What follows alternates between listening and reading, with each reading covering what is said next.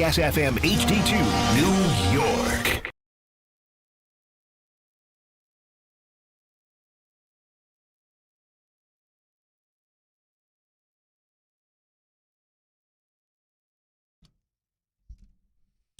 The word you're looking for is unbearable. Insufferable would be another. That's what the next few hours might be with my partner, who is enjoying the fruits of a 31-point blowout win last night of the Knickerbockers. Good morning. Well, I know that Brunson didn't play the fourth quarter, but neither did Cade. Well, he didn't play the fourth quarter because the game was over. 31 points. I'm just 31 points. Here, now, don't say anything else. Let me just read you something from Stefan Bondi's game story today, because this is a sentiment that is going to kick the Knicks fans squarely in the groin. Are you ready? Sure. Stefan Bondi, today's New York Post. All things considered, the Knicks are clearly behind the Pistons. They're losing in the standings. They're losing in head-to-head matchups. They're losing on defense. And they didn't look Monday like they could live up to the owner's expectations. Woof. That is a rough go, my friend. Good morning. Good morning. It is Bart and Carlin on ESPN New York and on the ESPN New York YouTube page. Listen, enjoy it for the moment, and just the floor is yours. I want to give you this to enjoy every last bit of what was last night. You know, I take no joy in this. Oh, stop it. I take no joy in this. Outside of the fact that I am a Knicks fan only when they're not going against the Pistons. I take no joy in this. You are so full of crap. Let's go to the reality. I just read you the reality. Well, the reality is it was no Darren, right? And for the most part, the Knicks were intact. What was clearly apparent to me. Well, no, I mean, listen, they didn't have Josh Hart. Okay.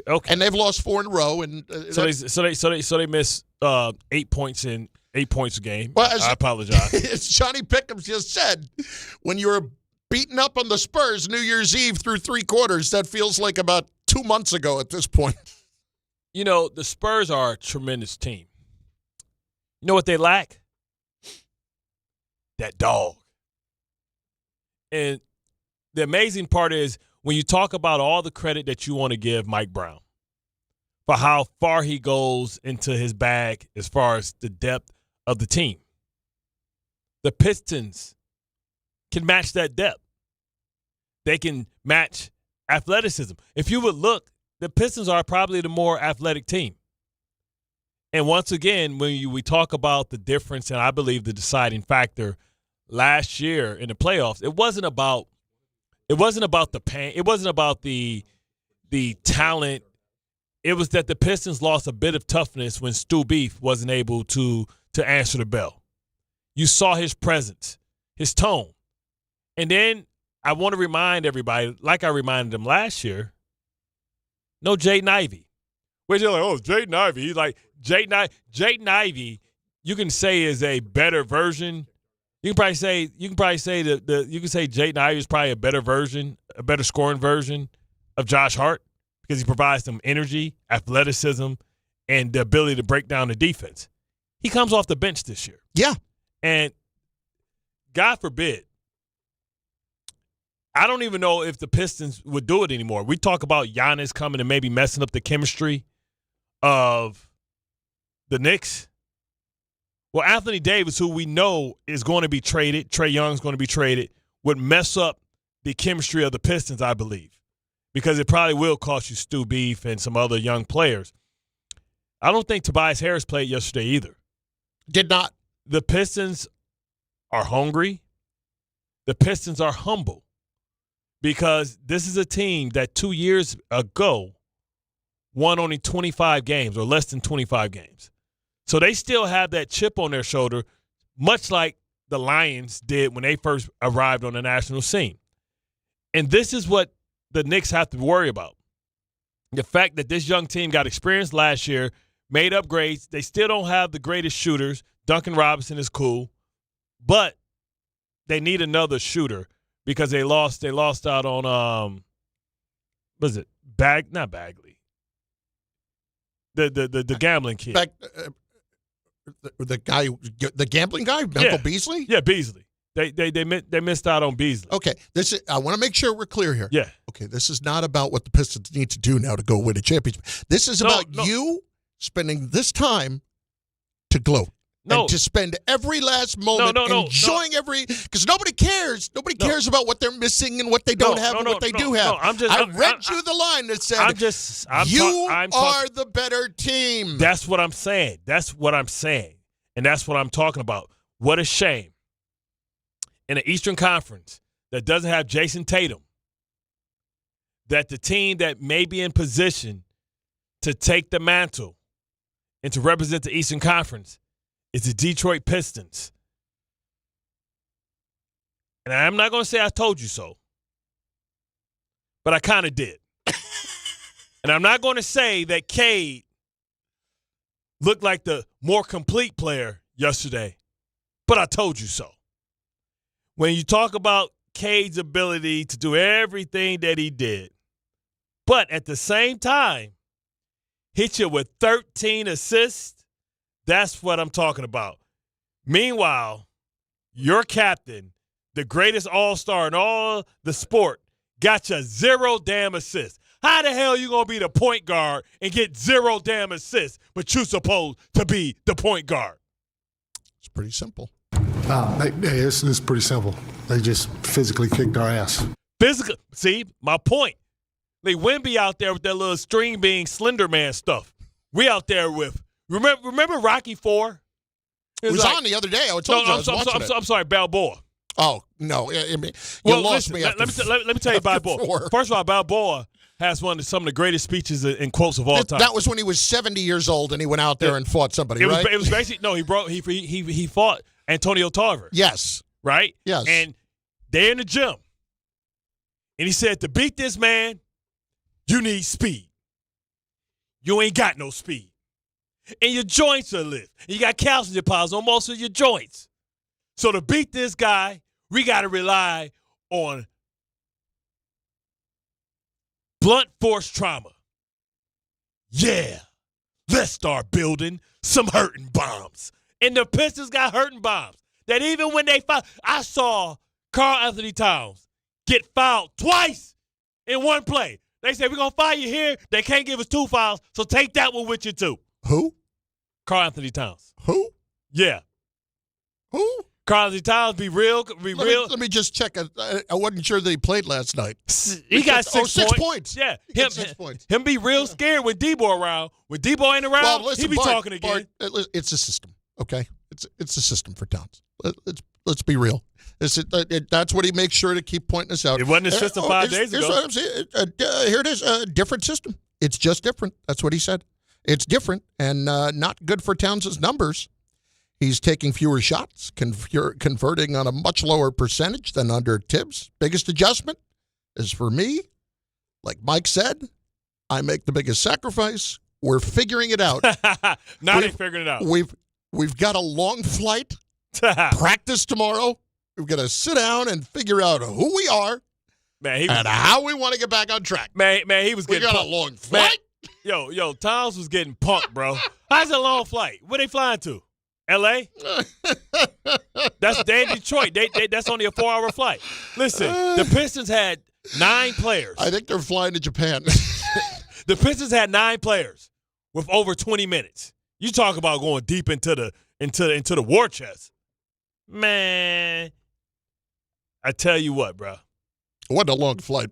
I mean, they're coming home for Pete's sake. It's an hour flight, 45 minutes. And it's really 45 minutes. It's an 8-hour drive. Come on, man. He should have took the bus so he could think about what he going to do when he see Debo again. You see how Stu Beef be putting his torso up in there, everybody? Listen, all you guys that said that Cade Cunningham wasn't better than Jalen Brunson, go ahead and call up and tell me that I'm out of my mind. Tell me I'm out of my mind. All right, so here's a few things, okay? I'm just going to hit, I'm going to go right into the comments from YouTube. Go and watch the show on YouTube on the ESPN New York YouTube page. And this is exactly what I would have predicted it to be. It is split 50-50 between two things. Number one, people just really not wanting to hear you talk about the Pistons at all. Well, tell that team to play some damn defense. Allow me to finish. Play some damn defense. Allow me to finish. Black Metronome, my eyes are starting to glaze over. Kevron. Is he crying? Kevron. I tuned into Bart talking Pistons. I turned it off. It was so annoying during the playoffs last year. But are you crying? This ain't about the Pistons. This is about the Knicks getting their ass kicked. And then the other half is they were laughing at you, Bart. Talk that talk. I hate to say it, but Bart is 100% right, spot on. When we spoke weeks earlier about Detroit and Cade is a far more complete player than Brunson. That's from Antonio Pyers. Oh, my God. Yo, point guard. Bart talking blank again. Bart is killing us, but it's not so much that we can say. The team played soft and with no energy last night. And that's what I'm saying. They got so many young players. This is still one of the youngest players, one of the youngest teams in basketball. The Knicks got to go to the Wizard of Oz and find some heart. It's pretty simple. They just physically kicked our ass. Didn't they lose to Philly the other day, too? They've lost 4 in a row. How did Maxey look? It's pretty simple. They just physically kicked our ass. So don't at me, man. Listen, I'm rooting for the Knicks, man. But they need to go to the Wizard of Oz and get some damn heart. They too soft out there. Here is the complete context. As Kobe would say, they're out there playing light skin. Kobe said it, not me. Kobe said it. Went to the rim like a light skin dude. Bart has just said something that Chris can't comment on. While humorous, Chris values his career too much. Here's Mike Brown with the full context of that quote. I don't know. You would have to ask them, but I know, when we're driving the basketball, we always talk about drive the basketball. When you touch the paint, play off a 2. If you can go up and dunk it, go up and dunk it. But if you feel a second body come, play off a 2 and spray it. And there were a lot of times that we drove it. Their physicality had us lose the ball, or we got to the rim and we tried to finish through traffic. And this is probably this game more than any other game. We try to finish through traffic at the rim, and that's tough to do. That's tough to do in this league. You got to play off 2 feet. You got to spray the basketball, and you got to rely on your teammates to make decisions once you do spray it. Did you see Cade when McBride went to the hole? Like, man, if you don't get your little ass out of here, this grown folk business up in here, dog. 6'4" or greater to come up in this lane. Don't let us bring back the Jordan rules for Brunson. Okay. You get it out of your system yet? It's out. I'm sorry. Whew, that felt good. I want to make sure you got your time to do it. And listen, you've got the whole show to do it. You don't have to do it the whole show. Well, I'm just saying, I am excited. Listen, you should be. No, the good thing is the Knicks played them early. They got to get used to this type of physicality. They got them twice next month. That's what I'm saying. They have to get used, but then they're going to go a long time, and they're going to forget what that feels like. What I don't want to see is the gamesmanship, because it's beneath the Knicks to start complaining about the physicality when the Pistons play. Okay, so that'd be weak sauce. Get tougher. We've got it. Giving you a chance. You'll get plenty more. And we've actually got more to cover with the Knicks a little bit later on. Does this signal that maybe they should make the trade? Well, what's interesting is you listen to the owner. He doesn't sound like that's happening, but that might just be the owner saying that so that there's no any kind of public statement on his part on the record that would soften their stance in trying to make any kind of a trade. But that aside, we're going to get to that. We're going to get to the Towns situation, which is a problem. Whether you want to admit it or not, it is a problem.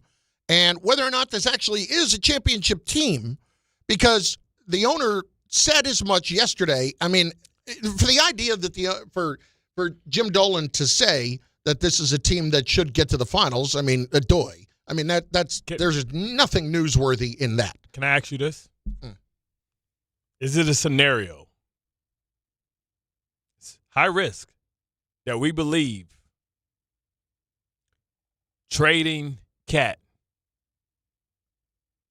for Anthony Davis makes the Knicks more of a championship team? I'm going to let you mull on that. And I understand the thought process behind it. I'll give you a quick no, but I understand the thought process behind it, and we'll get into that in a bit. I do want to turn for a few minutes here in our first segment to the Giants yesterday and Joe Schoen, who spoke after our show. And the first thing out of his mouth is, I want to thank ownership for continuing to show faith in me to turn this around. Oh, you better. And thanking won't begin to cover it for Joe Schoen yesterday. So here he is directly asked during his press conference, why do you deserve to keep the job? Early on I made mistakes. I'm fortunate to have great ownership here where you're allowed to stub your toe, try to course correct. Over the last couple of years, we've been able to add a franchise quarterback. You've been able to add a number one receiver in Malik Neighbors, who again, I'm looking forward to getting him back. And there are the defensive line, the pass rushers. There's pieces in place that also make this an attractive job. So looking at where we're going, where the build is, what the plan is moving forward, and seeing the vision through is why I think that's the case. All of that is crap. And I'll tell you why. Number one, it's not that you didn't want Jackson Dart. You made your trade because the coach was pushing to get him, and you thought that could be it. You may have believed in him too. Fired. You may have believed in him too, but when you had the chance, you shoved him off the pier, okay? And he's the one that took the hit for it, and now you're going to take bows for the franchise quarterback being in place. At least you believe that it is. Again, everybody, I can point chapter and verse to so many quarterbacks. Can we just not believe that you have the guy definitively yet? Because we have seen so many times guys who have had good years in their first year, and you're believing, and then you don't take that next step. And it's all about who you put in place to work with him next. That's one. Yeah. Number two, I don't want to hear about Malik Neighbors. Malik Neighbors missed him in majority of this season. You listen to him now, doesn't sound like it's any guarantee that he's ready for week one next year. So as much as he is a tremendous player, and anybody who was looking at that draft last year would have told you that Malik Neighbors was the best receiver in the draft and all of that, now we're going to take bows for that. Yeah. Did he pull that Odell Beckham, Jerry Reese, save me, get out of jail free card quick? We found our franchise quarterback. Yep. If you found a franchise quarterback, why you get rid of the coach? Next. How about pass rushers? Okay. Now, you can point to Burns. What about Kyle Thibodeau? What about Abdul Carter, the guy you took at number 3? What about Kayvon Thibodeau? What about Kayvon Thibodeau? What did Kayvon Thibodeau even do this year? Exactly. I mean, and he picked Bart, up the fifth-year option. I'm having a lot more trouble over the last 24 hours reconciling the phrase good young core. Good young core. Is it? Let's be real about something here. And I don't want to take away the Giant fans' hope, because it's all you've got. But let's not base hope on, 4 games from Cam Scattaboo before he ran into a wall physically? Yeah. Almost literally. And he's going to continue to do that.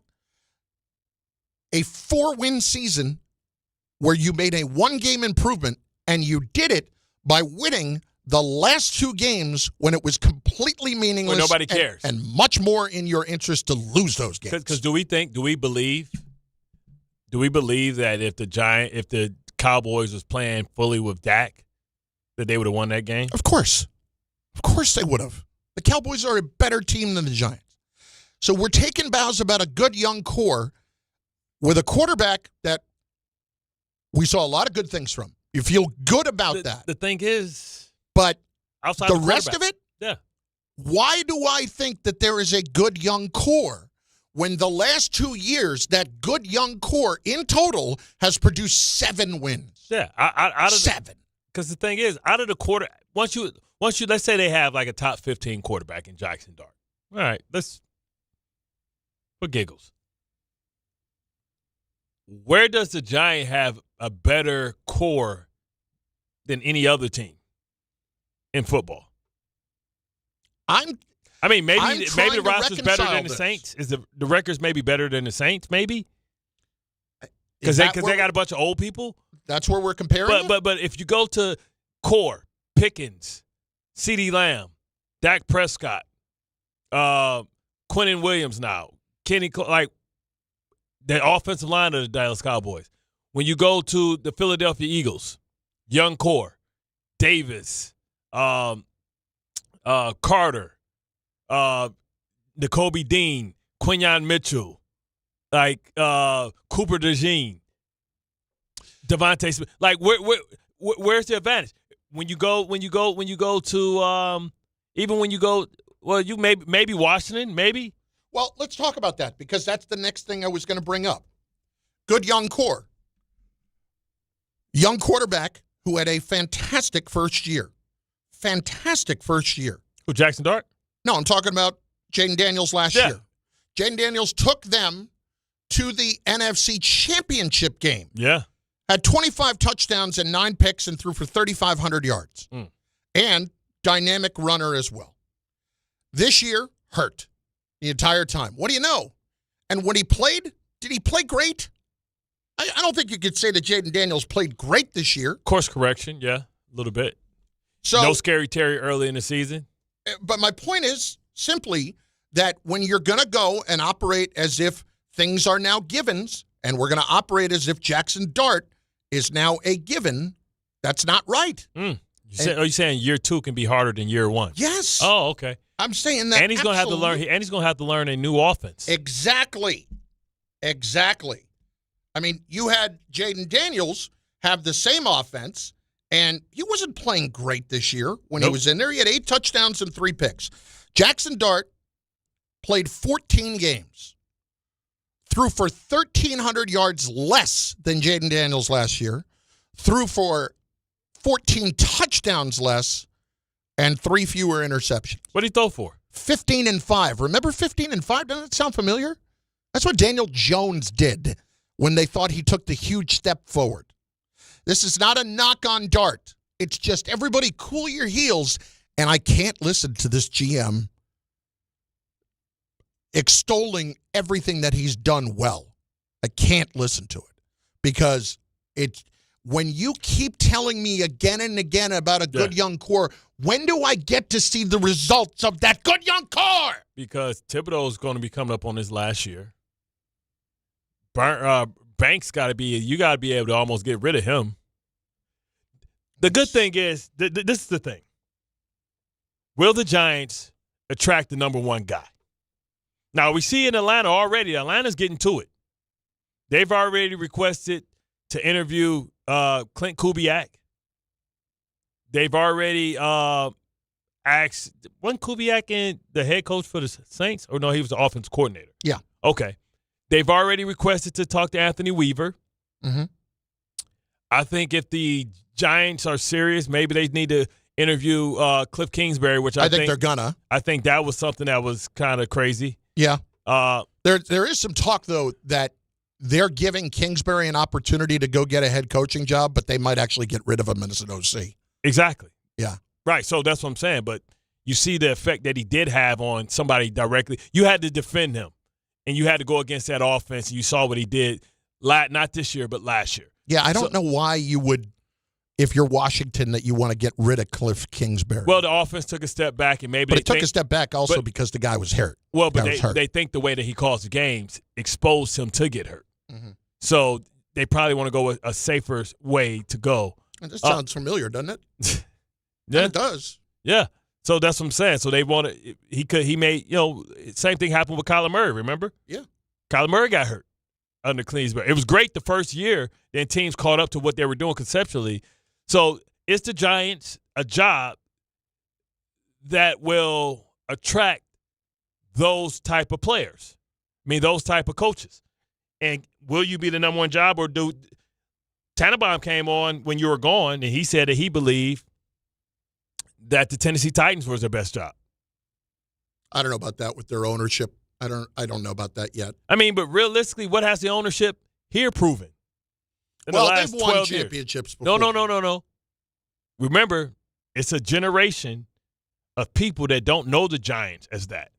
Mm-hmm. It's been 12 years now. Yep. It's like it's a generation of people that just think that the Yankees are somebody that can win the division every once in a while. They don't know the dominant team that's fair. So we're past that about what you did.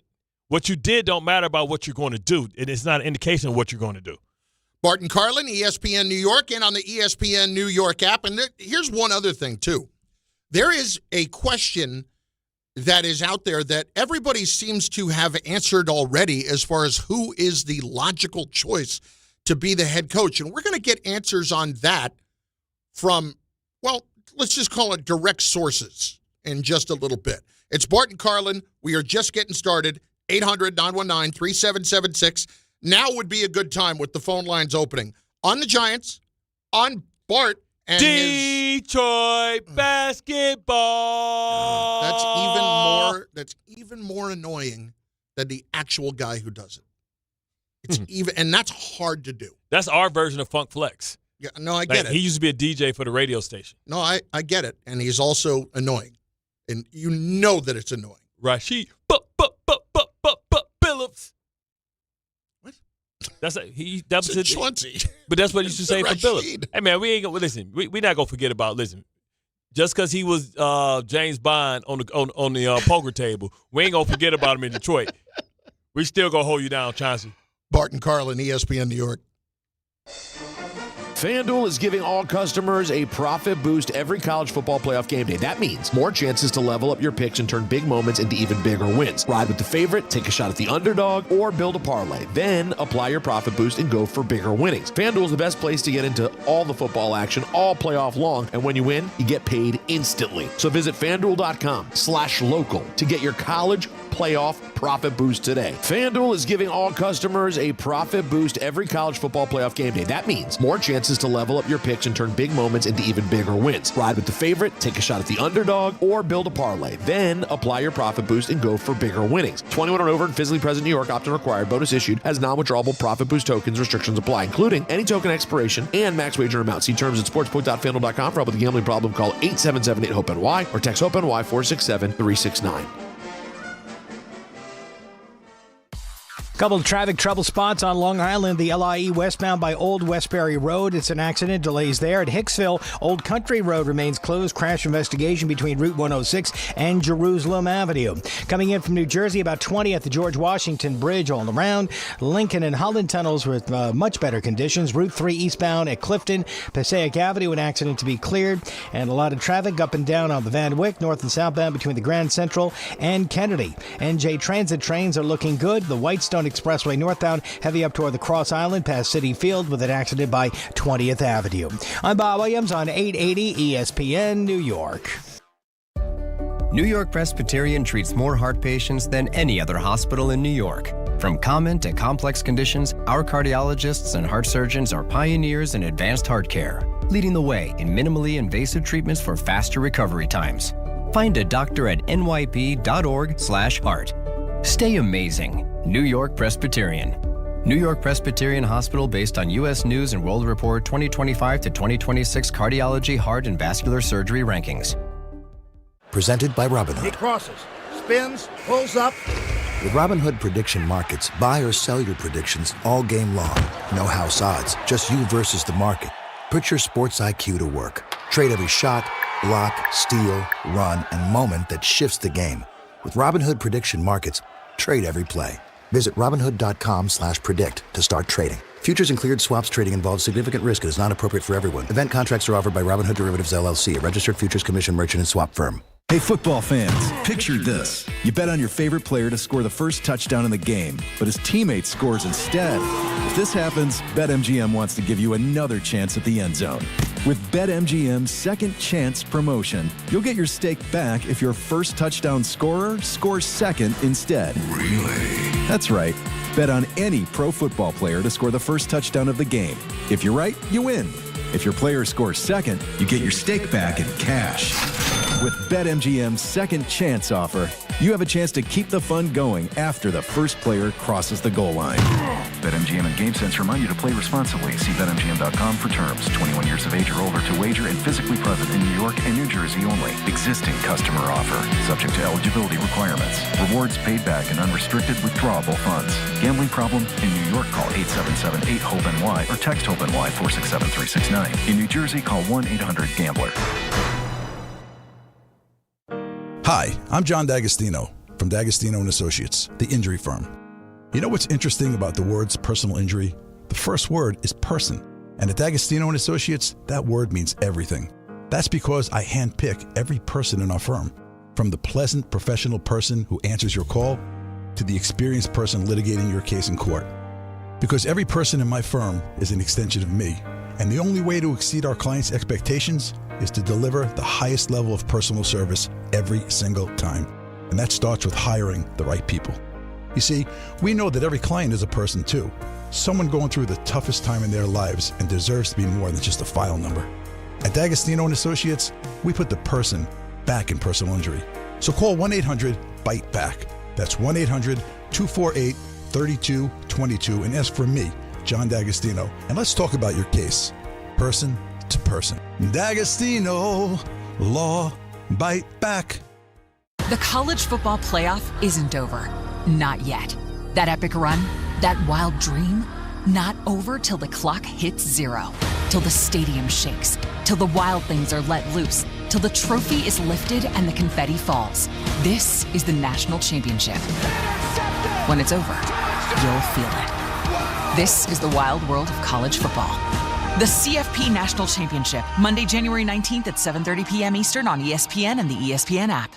My name is Whitney Allen. I am a widow. My husband, Ryan, died. We never thought in a million years we'd have to use life insurance. The unexpected happened. With Ethos, it is so fast and easy. It's 100% online. You can get a quote in seconds, apply in minutes, and get same-day coverage. No medical exams, and you can get up to $3 million worth of coverage through Ethos. Get your free quote at ethos.com/game. That's ETHOS.com/game. Time spent on application may vary. Online health questions required.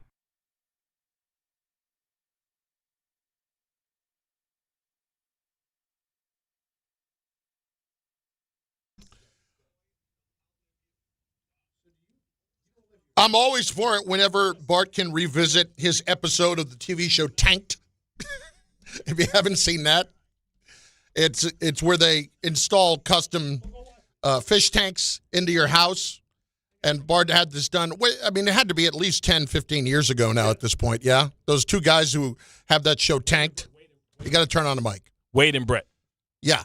And they came Tracy to your Morgan house. was there before he got hit by the Walmart truck. Funny story, right? So, like, Tracy had the before he got hit by the Walmart thing and got all this super big money. Yeah. Like, I forgot where he used to live. I think Upper Saddle River or something like that. But he's weird. Like, he always, like, he loves, like, exotic, like, deep sea fish. Like, octopus that live, like, 2 miles underground, stuff like that, right? Wasn't there something about like a fish tank exploding in his house or That's something? what I'm saying. That's what I'm saying. So, like, they had to go down there, but it was sharks and octopus in the water because it flooded in the basement. So the fish was swimming in there. It was like a 200 gallon. Like, it was the whole wall when it broke. Like, they were scared. Yeah. They had to go there with special people to catch those things because they like kill your ass. Yeah.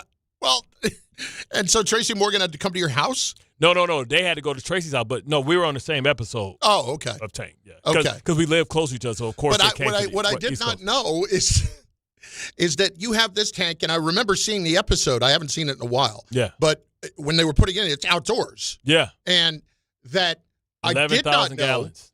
that you had blue herons flying in and stealing your fish. That you spent like $2,000 on the fish. No. Don't say the number. Koi fish. Some koi fish can cost up to $10,000 a fish. So you got a bird flying in and stealing a $10,000 fish? They eating dragonfish like a koi. How did you not go hunting? No, bro. I had Roman candles shooting them. Poof, poof, poof. Roman candle ain't taking out a blue heron. It caught them on fire. Don't come after me, Peter. They murdered my children. They murdered my fish children. If I could have got the Benelli out there, I would have we would have been a roasted herring. How? I guess my question is, how did these guys from Tanked not account for birds flying in and like covering up the tank or something? I didn't know. The fish have like caves that he can go under because I have acrylic panels in the front and the back, so it gets hot. Because of the sun on the back and right, so they need to go cool off. Right, so they have caves that they can. But the heron are patient. They'll sit there. They would sit there on the side of the thing, just sit there, and then the fish. But I mean, how is the tank itself not covered? Because you can't cover the tank. You can't. No, I don't know. I mean, I tried to put netting there, over the top, but then that looks stupid. I don't know. I don't know. Yeah, man. They were just sitting there killing. You see a big bird walk with a big, that big dragonfish. You saw the picture. I had some plump. Yes. Yeah. $10,000 fish stolen out of your tank. By damn blue. Hey, stop! Somebody stole my fish. Sir, who stole your fish? A bird. Bart and Carlin. I got a hawk that live in my backyard. He's been living there forever. It's a red-tailed hawk. Did he steal any birds? No. Or steal any fish? No, but I have a dog that's too little, and he can't go out there by himself without the big dog. Right, because otherwise the hawk will come in and steal the dog. Hawk will lift his ass up and be gone. David and Elizabeth starts us on ESPN New York. What's up, D? What up, fellas? Y'all hear me clear? I'm not underwater? Anybody steal your $10,000 fish today? I'm trying to steal one of Bart's if I get the opportunity. See, he didn't have any left. The heron took them all. Dave, I would hate to put some buckshots in your ass. Hey, man. Hey, pause, first and foremost. But, yeah, I get it, man. Don't worry. Don't take from your own. So, gentlemen, I ain't going to hold you. There's two things I need to get at. One, we're going to give Bart his flowers. We're going to get into that. But I want to say something very important that I was supposed to say on Rick and Dave's show, but I didn't get the opportunity. So I'm going to say it to you guys because I want to hear, Chef, your opinion, and Bart, yours as well. Bart, what gives these prospects the right to hit up their agent and be like, hey, yo, if they're going to send me to Florham Park to play for the Jets, I'm going back to school. Yo, not for nothing, some of you kids from the age 23 and down, y'all need to kiss the floor. Y'all need to kiss y'all lucky stars. Yeah. Yo, it's a privilege to enter one of these leagues. Yo, have some class and respect. Who are you to be telling a grown man where you going? Not for nothing, like, I'm not trying to jump off subject, but I can never tell my mother and father what time it was. Like, yo, growing up in my household, the minute I looked at my mom and dad, it was like, oh, yo, if you don't bring steak and potatoes, I ain't coming to dinner. They're like, oh, yeah? All right, cool. Yo, put some gruel right here, and you're going to eat this gruel. Who are you, bro? Exactly. You guys ain't nobodies. Y'all got to earn this before y'all start talking crazy. They think they John Elway or Peyton Manning. It's only a very select few, maybe Eli, that gets the chance to say that. So why is it okay for those guys to do that? Okay. It's not. But at least those dudes had another sport to play. They would go play baseball. I got to tell you, Dante Moore says, I don't want to play for somebody to his agent or I'm going to go back. That's his right, man. Well, I hope you get hurt. In college. I'm not going to hope you get hurt. Nope. You don't want me. I don't want you. I hope you get hurt. No, here's the deal. Hope you get hurt. It's not about the Jets. This would be about anybody that doesn't have a good history in developing a quarterback. Now, you can have the opinion, as we heard with Mel this morning, that no matter what, wherever you get drafted and you go play. That's just the way it is. Mm-hmm. Okay, well, they're not thinking about the first contract anymore. They're thinking about the long-term generational wealth that he sets up his family for the next several decades and the next generations of his family. So if that's what we're talking about, why am I putting that in the hands of somebody else when I have no say over who's going to be coaching me or any of that stuff? Why would I possibly do that? Maybe, but you never know. You never know. You could get to the Lions when the Lions are good. You can get to the Saints when the Saints turn it around. Yeah, you could. Or you can go somewhere where it's good and it's their turn to be bad again.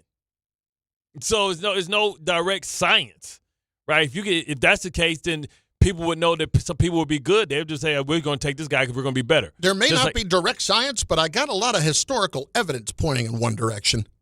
That's true. They haven't been able to do it, and so why wouldn't I take that into account when I'm trying to figure out what I can do, especially now when if I stick around, I can get $10 million for sticking around. Because you're looking at your alternative, and your alternative is Cleveland or Arizona. Alternative is to wait another year and then see what happens. It's still going to be the same people. Well, I have a much more lucrative option now to stay at college. Because, again, I pointed this out the other day. That's great. $5 million for Brendan Sorsby, who's going to go to Texas Tech. Was Sorsby going to be a top 5 pick? No. Okay. But Sorsby is considered probably the best quarterback in the transfer market. Okay. Okay. So my point is, if I'm Dante Moore, I'm looking at that $5 million, and I'm saying I'm worth 10 to Oregon, who's got the money to keep me here. You think Oregon wouldn't pay him 10 to stick? They might. That may be the truth. But is Oregon going to give him $40 million guaranteed? Because your ass blow your Achilles out or your knee out or something like that in college on some old heroic stuff, then what? I'd take out the insurance. All right. That's fine. That's fine. But it's the thing. The insurance only pays you if it's a career-ending injury. Mm-hmm. It don't pay you if you just kind of get now you're a second-round draft pick. Action Jobu, how it went. He went all the way. He's supposed to be a first-round draft pick, high top 10 pick. Blew his knee out at the combine. Bart and Carlin, ESPN New York, and on the ESPN New York app, I do need to get an answer as to why one guy is definitively the guy, and that is coming up next for the Giants. We'll explain in just moments. Want to remind you, though, my friends, that the Rascal Flatts Life as a Highway Tour is coming to UBS Arena on January the 29th and Prudential Center over on January the 30th. Now, ESPN New York has your chance to score tickets to the venue of your choice on the ESPN New York app. Just scroll down to contests and submit your entry. It is brought to you by Live Nation. Tickets are on sale now at Ticketmaster.com. All of this is on the way, and why one coach is such a prohibitive favorite to be the Giants coach, and I need somebody to explain it to me. That's next on ESPN New York.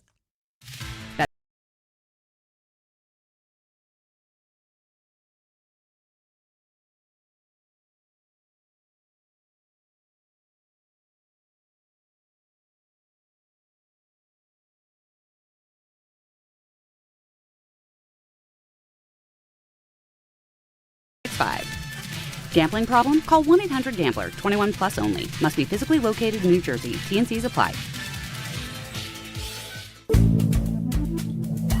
Good Karma Brands is proud to be an equal opportunity employer, providing equal employment, development, and advancement opportunities to all teammates and applicants. To learn more about careers with us, please send an email to talentacquisition@goodkarmabrands.com. That's talentacquisition@goodkarmabrands.com. Health surprises can change your life in an instant. You've seen it happen to others, but it doesn't have to be your story. At Princeton Longevity Center, we customize actionable and proactive health plans to maximize your lifespan and take control of your health. Our Cancer Check program combines cutting-edge technology with top medical expertise to keep you ahead of potential risks. With advanced full-body imaging, genetic testing, and multi-cancer detection blood tests, we look for even the earliest signs of problems. Results are analyzed by expert physicians who craft a personalized plan to safeguard your future. You're not just a patient, you're a partner in your health journey, backed by a team committed to helping you live longer, healthier, and more vibrantly. Our programs have saved hundreds of lives and empowered countless others to take control of their health. Be proactive with your health for the ultimate peace of mind. Call 888-8000-PLC or visit PrincetonLongevityCenter.com. Hey, New York and New Jersey, Boost Mobile has an unlimited talk, text, and data plan that's only $25 a month forever, meaning you'll only ever pay $25 a month for the rest of your life. Who wouldn't want unlimited wireless when it only costs $25 a month forever? If you don't, you must be one of those people who enjoy overpaying for their phone plan. $25 a month forever is truly as good as it gets, so go online and switch now at boostmobile.com. After 30 gigabytes, customers may experience slower speeds. Customers will pay $25 a month as long as they remain active on the Boost Mobile Unlimited plan. Life is full of choices, some big, some small. And when you choose an H&R Block Tax Pro, you're choosing the largest network of tax expertise to be in your corner. For when your big ambitions need help with the small details. For when your six figures come from 6 different places. For when your gaming stream becomes your revenue stream. For when your business's year one needs 70 years of tax know-how. At H&R Block, we've seen it all, and we're here to help you make the most out of your money for life outside the box. Get started at hrblock.com.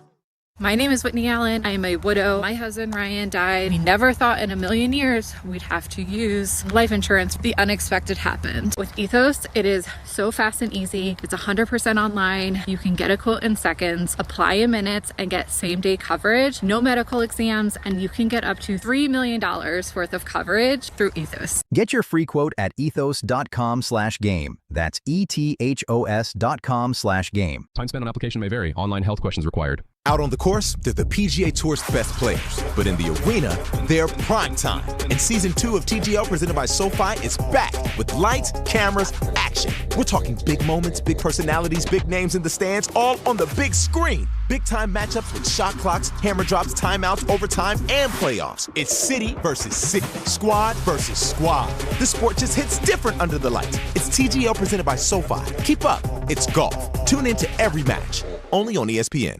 Progressive presents Employee of the Month. Small Business Edition. Today's recipient from Michaela's Mobile Spa, Michaela. Michaela got a quick business insurance quote from Progressive and chose from over 30 customizable coverages. Sure, it helps she's her only employee and does literally everything. But while others would rest on their laurels, Michaela was hard at work saving big. So take that, hypothetical other employee who doesn't exist. Be your own Michaela. See if you could save in as little as 8 minutes at ProgressiveCommercial.com. Progressive Casualty Insurance Company and Affiliates. Coverage is not available in all states or for all vehicles and coverage selections. You live for this. The wins, the losses, the slam dunks, and the buzzer beaters. The dream that this is your team's year. Hope. It's what keeps you coming back. So you represent with anticipation and with pride. Because when everything's on the line, your support means everything. That's why the NBA Store is here to support you. Check out the largest selection of official NBA gear at NBAstore.com. A Fanatics experience.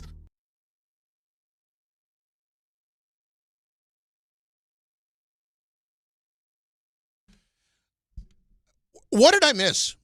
He's a two-time Coach of the Year, but Kevin Stefanski in 6 years with the Cleveland Browns had 2 winning seasons, where he won 11 games in each year. Those were the 2 times that he won Coach of the Year. And other than that, 4 losing seasons. And you want to point to Deshaun Watson? Okay. What happened at the beginning? Baker Mayfield had a phenomenal first year with Stefanski. He ended up going to the playoffs. They won a playoff game in 2016 over Pittsburgh. And then Baker Mayfield takes a big step back the next year. They move on. They trade for Deshaun Watson. Whether or not Stefanski wanted to do that doesn't matter. That's what happened. Watson was never anywhere close to the player that he was at the end in Houston. Obviously, you can point to a lot of different things. All the behavior, I wouldn't have traded for him to begin with. But whether or not that changed him as a player, I think that probably had a role in it too. I'm having trouble understanding why everybody is pointing to Kevin Stefanski and saying, no. He's a good coach. This is the guy. This absolutely should be the Giants head coach. Can you explain that to me? Because I can't see it. Because they believe that he was living in chaos, much like the Jets. People consider the Cleveland Browns a graveyard, a wasteland. And he was able to, even like at the end of the year, what they were able to do and beating Pittsburgh, beating Green Bay, they believe that he's a great mastermind. I wonder if also they believe if he gets the head coaching job, he's going to bring Jim Schwartz. Well, if that's the case, because it's always about the ability of what type of staff can the coach put together. I think Jim Schwartz is a terrific coordinator. I'd love to hire him if I were the Jets or the Giants. If I were the Jets, I'd be knocking hard on his door because I don't think Jim Schwartz would give a damn that he's going to the Jets and it may not be the most ideal situation. His mentality is going to be, exactly, he went to Cleveland. His mentality is going to be, oh yeah? Watch. I'll fix it. This is what I do. The crazy thing is, I'm trying to figure out, is it time to give what's the guy from Kansas City? Not Schwartz. Nagy? No. Defense coordinator. Spagnuolo. Is it time to give Spagnuolo a chance to come home? Because that's typically a Giants type of hire. It might be. Can he put together a great offense coordinator? Right. It might be, but right now, it just appears in many sports books that Stefanski is the prohibitive favorite. Yeah, but we didn't see Schottenheimer getting hired either. No, I understand that, but there were so many guys that I would put in front of Stefanski right now I'd be more likely to want to give somebody, a coordinator, a chance than Stefanski, because what quarterback did he develop? Yeah. Like, he's an offensive guy, and that team, with whatever kind of success that it had success because they had a great defense. Yeah. So what am I missing here? Why is this such a lock? We're going to talk to Emmett Golden from Cleveland next hour, because I really want to find out up close and personal what the take is on Kevin Stefanski there in Cleveland. Did he get hosed? Because I look at the record, and he's 9 games under 500, and he won 11 games twice, and in the 4 other years, losing records. Loser. How Sashi Brown still has his job? How a lot of the GMs still have their jobs. I mean, how is it possible that you had the changes yesterday you did, and one GM lost his job? Yeah. One. How is that possible? How does Chris Ballard not lose his job? He traded away Sauce Gardner. He traded away 2 first-round picks for Sauce Gardner in the middle of the year, and he got hurt and did absolutely nothing. And drafted Anthony Richardson. But he's still the guy. We got to have continuity. Continuity of crap? That's what it appears to be to me. Continuity of garbage? Continuity of bad drafting and not exactly bringing in superstars? What am I missing there? Like, with the Giants, it's the same thing. And so why is it that Kevin Stefanski is immediately the guy that's going to save this franchise? Yeah. Because he's a Giant-type candidate? What does that mean? What that means is he feels safe. That's what it means. He feels And they can safe. say he's a former coach. I was going to say he's been a head coach before. You know what safe is? Safe is John Harbaugh. Safe is Mike Tomlin. Yeah. That's safe. Yeah, we don't know. Yeah, we don't know. Does Kevin Stefanski, again, he's 1-2 in the playoffs in his career. And the only playoff win he ever had was in year 1. And I get the Watson thing, man. That was a disaster, and that was forced on him, clearly. I think they're scared. I think they're scared to go with a Clint Kubiak. Why are you scared to go with Mike McCarthy? Because they just think he's not going to move the fan base. I think. Look at history, man. In my opinion, probably the 2 front runners, even though Spags should be in there, especially if you want a defensive mind, I would say Cliff Kingsbury is probably right there with Kevin Stefanski. But if Stefanski can promise you the delivery of Jim Schwartz, you know what you're going to get. You know what you're going to get out of Jim Schwartz. I would hire Jeff Hafley before I would hire Stefanski. I absolutely would. He's been a head coach before, granted in college. Yeah, but that's college. Yeah, it's college. It's different. But he's been a very good defensive coordinator. What can he put together offensively? I don't know yet. Who's his staff? See, that's part of the presentation that all these guys are going to have. Of course. Like, who are you trying to get? Of course. Who are your choices to be coordinators? And all that stuff. And I like to know, like, who can you get that you work with? Like, don't give me people that's on your dream team list that you're going to try and offer. I need guarantees. Give me the guy that you know is coming with you. Exactly. Yeah. Yeah, don't tell me, I like this guy. I heard about him. Nah, I need somebody that's been in the trenches, that you know their personality, that I know that y'all not going to be beefing with each other. Feels like Dayball and Wink Martindale. That's what it was. Well, they clearly didn't like each other. And you had 2 strong personalities, and sometimes that doesn't work. Yeah. But why wouldn't, if you're the Jets or the Giants at this point, why wouldn't you be talking about Wink Martindale coming back to the Giants or being the Jets defensive coordinator? Ooh, that's tough, bro. Well, but here's my point. Well, what about not to be the head you got coach? Vance Joseph, but he seems like a head coach guy. But this is my point. Why is it that this has become such a foregone conclusion that this is the front runner? I don't think it is. I think it's a lot to still yet be determined. It's Bart and Carlin, ESPN New York. We didn't talk about Shula or Mentor. There's plenty of these guys. There's plenty of them. Bart and Carlin, ESPN New York, and on the ESPN New York app. We'll talk to our guy HD next. Harry Douglas. Hey, football fans, picture this. You bet on your favorite player to score the first touchdown in the game, but his teammate scores instead. If this happens, BetMGM wants to give you another chance at the end zone. With BetMGM's Second Chance promotion, you'll get your stake back if your first touchdown scorer scores second instead. Really? That's right. Bet on any pro football player to score the first touchdown of the game. If you're right, you win. If your player scores second, you get your stake back in cash. With BetMGM's second chance offer, you have a chance to keep the fun going after the first player crosses the goal line. BetMGM and GameSense remind you to play responsibly. See BetMGM.com for terms. 21 years of age or older to wager and physically present in New York and New Jersey only. Existing customer offer. Subject to eligibility requirements. Rewards paid back and unrestricted withdrawable funds. Gambling problem? In New York, call 877-8-HOPE-NY or text HOPE-NY 467-369. In New Jersey, call 1-800-GAMBLER.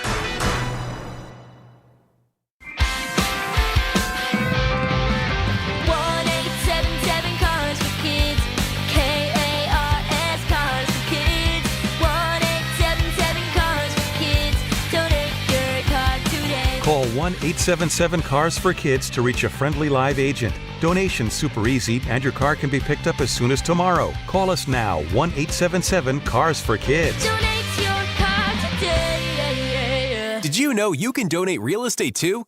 If you've been injured in an accident that wasn't your fault, then you need a lawyer who knows New York's unique personal injury and workers' compensation laws. At the Parisman Firm, they have decades of experience handling all types of accident cases and a proven track record of delivering huge results. Their team has already recovered nearly $1 billion for injured New Yorkers. From construction to car accidents and slips and falls, they've got you covered. Call the Parisman Firm now at 718-WORKERS, where your case is their cause. Get the justice you deserve today.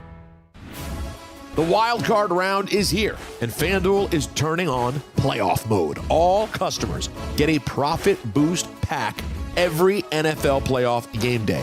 Each game day during the wild card round, you'll find a pack loaded with multiple profit boosts waiting for you in the app. I am loving what I've seen from the Bears late in the season. I'm kind of feeling them. Take your shot on an upset, though, if that's for you, or build a parlay that fits the moment. Then apply your profit boost and go after even bigger payouts while the playoffs get rolling. So visit FanDuel, an official sports book partner of the NFL, and grab your profit boost pack every NFL playoff game day. 21 and over and physically present in New York. Opt-in required. Bonus issued is not withdrawable profit boost tokens. Restrictions apply, including any token expiration and max wager amount. See terms at sportsbook.fanduel.com for help with a gambling problem. Call 877-HOPE-NY or text HOPE-NY 467-369.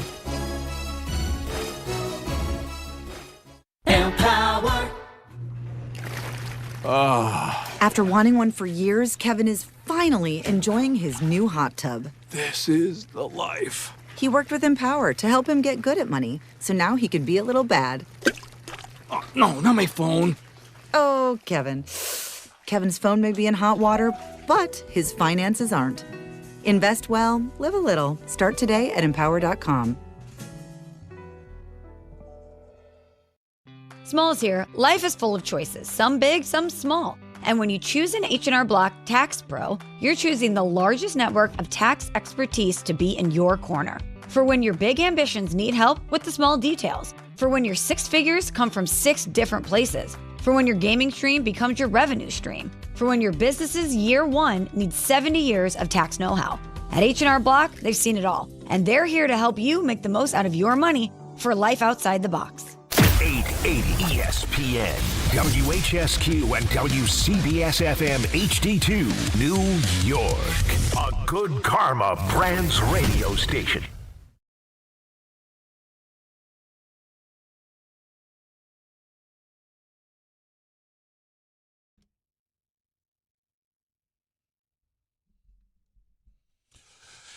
HD Harry Douglas with us. It is Bart and Carlin on ESPN New York, on the ESPN New York app, and of course on the ESPN New York YouTube page at 800-919-3776. Harry, of course, ESPN NFL analyst who joins us right now. And also, you know this as well, Harry, a big part of College Game Day on the digital side, and is on the road each and every week with College Game Day, and he joins us now. Harry, it's Carlin, it's Bart. What's up? Nothing much, fellas. Just up here watching some Miami and SMU film, just trying to, make sure my I's are dotted and my T's are crossed before we do our pregame show on Thursday. But, taking time out for my guy, Bart and Carlin, to come on with you guys and talk some football, which, I love a lot.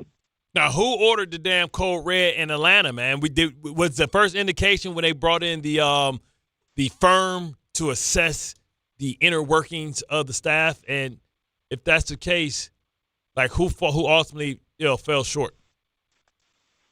Well, I would say this, and Bart, I'm going to equate it to, so my mother, right? She used to work at Bank of America, and she used to be the assistant vice president of the operation building here in Atlanta. And I remember growing up and asking my mom, because, it was her duty to let people go. And I remember asking my mom, why did you fire such and such? And she used to look at me and be like, oh, no, I didn't fire them. They fired themselves. So when you're looking at the Atlanta situation and you have all kind of dynamic players up and down that roster, defensively, offensively, especially on the offensive side, and you say to yourself, man, we have a lot of these guys on these rookie contracts, and we don't even have a playoff berth to show for it. Now, let's go to the division, the NFC South, which is the worst in football right now. And then that either AFC North, one of the two, whichever one you want to choose. But then the winner of the NFC South is 8-9. It's the Carolina Panthers. But watching the Falcons the last 4 weeks, clearly they're the best team. But when you lose games to the New York Jets, to the Panthers twice, you lose to the Miami Dolphins, you could have won the game versus the Indianapolis Colts. Situational football was not the highest this year in Atlanta. You say to yourself, man, they really dropped the ball. And from a general manager standpoint, because Terry Fontenot got let go as well, he had some really good draft picks this season. But I don't know how many general managers are allowed to pick a fifth quarterback. And since Terry Fontenot has been there, it's 4 quarterbacks he's picked. And going into the 2026 season with Michael Penix Jr., coming off an injury, Kirk Cousins with a massive cap hit, and so you don't know if he's going to be there. They're basically saying, hey, we're not going to give him the luxury to pick a fifth or sixth quarterback. So a lot of things went wrong this year in Atlanta. You had a lot of things that go right, but I think the most glaring thing is the division was not good, and if you had one more win, you could have made the playoffs, and you would be hosting a team that you just literally beat on Monday Night Football, the Los Angeles Rams. So Arthur Blank is moving in a way that he has not moved in his entire tenure as being owner for the Atlanta Falcons.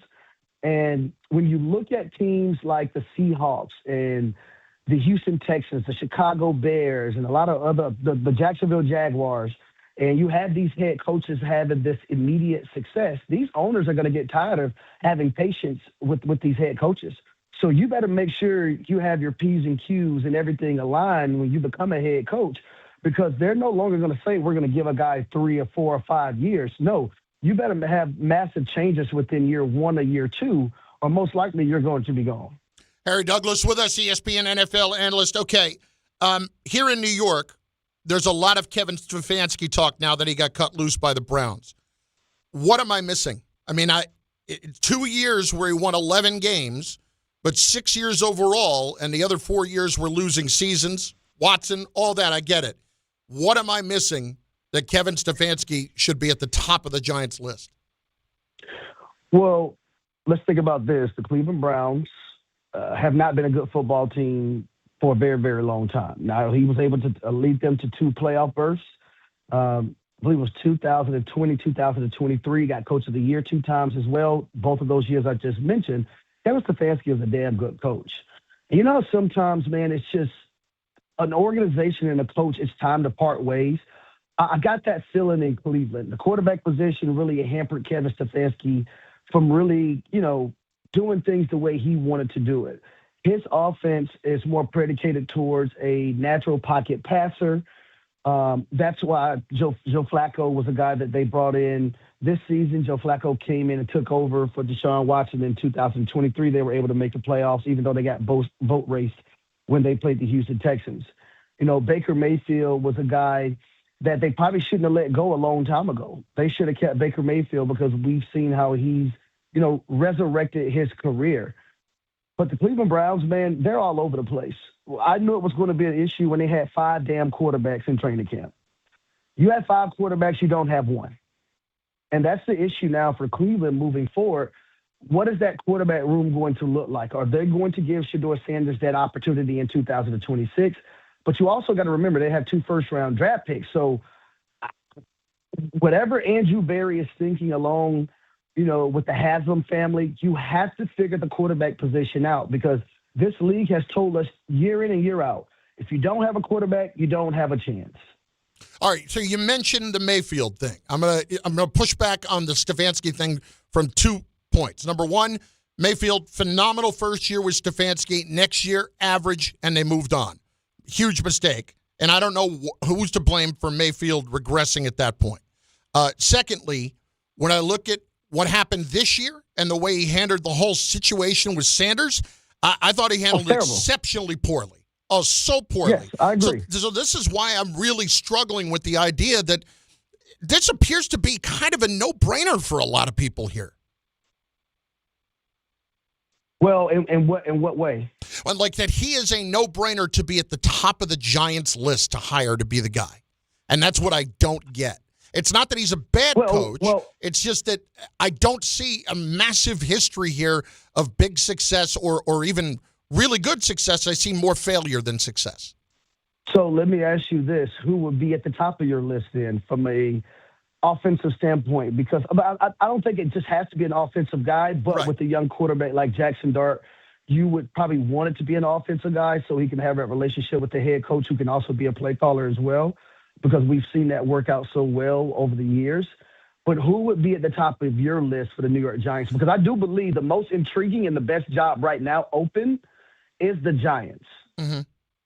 Well, listen, there's a few guys that I would put on this list, the guys that we are talking about already, and I'm going away from the offensive, defensive thing. Just guys who are good coaches. And I'm waiting out the Harbaugh-Tomlin situation to see what happens there. If they do decide, if they decide to part on Harbaugh, I can't get there fast enough. Same thing on Tomlin. And I don't know that I can hire him, but I'm putting those guys in front of him. And then I'm starting to look at guys who I think are just – I'm more likely to give somebody a chance, a guy like a Jeff Hafley, a guy who is a really good coordinator, Anarumo, who has had success as a coordinator, hasn't gotten that opportunity yet, where Stefanski's gotten the opportunity. The Coach of the Year thing's nice. We can look at a laundry list of coaches of the year that haven't been great coaches overall. All right, so let me ask you this question. If it's a defensive-minded guy, I have to have an answer. Why would you go? Yeah. Let me ask you this. Like, why would you go Jeff Hafley and Lou Anarumo before you look at Brian Flores? I wouldn't. Brian Flores would absolutely be on that list. I'm being realistic about it, though, with Flores. Primarily because he's suing the Giants. Because the Giants are one of those teams that was in that lawsuit. I think Brian Flores absolutely should be a head coach in the league. I just don't know because of the lawsuit if he's going to be. And I don't think it has to be an offensive guy, but if you go a defensive-minded guy like the Patriots did with Mike Vrabel, you have to make sure your play caller is top-notch, like we see with Josh McDaniel. If you go a defensive-minded guy like the Seattle Seahawks did with Mike McDonald, you have to make sure the play caller is like we see with Clint Kubiak. So I do agree with you. It doesn't have to be an offensive-minded guy, but the thing that head coach who's defensive-minded, if he comes in, he better make sure that play caller is on point. And also, it can't be a first-year play caller, in my opinion, too. Mm-hmm. Now, what do we think about Cliff Kingsbury? Maybe coming out, or is it based on who can get? Is Stefanski I guess what we're trying to ask is with Kevin, does that mean that Jim Schwartz comes because he with him, because that potentially means that he can maybe fix the defense, and now you have Stefanski with the offense. But I think a lot of people haven't talked about Spagnuolo. If Spagnola's ready to step out the shadows and give it one more chance. To be who's already won a Super Bowl as an assistant for the Giants, right? And we know what he's done with the defense there. Can he potentially find a offense coordinator? I know that Matt Nagy is in some of these discussions to be able to in some of these discussions for that. But what about Spagnuolo as an opportunity? Because we know the Giants usually it's always some 5 degrees of separation. And they like guys that have skin in the game, former Giants. Yeah, I like Spagnuolo as a choice as well, but I would say from Steve Spagnuolo's standpoint, is that what he wants at this juncture in his career? Because, it's drastically different when you're a head coach versus just a defensive coordinator. Head coach, Bart, that you got to oversee everything, right? And what we've also have learned about a lot of these coaches who are damn good coordinators, they might not be the best head coaches. That history is also telling us that as well.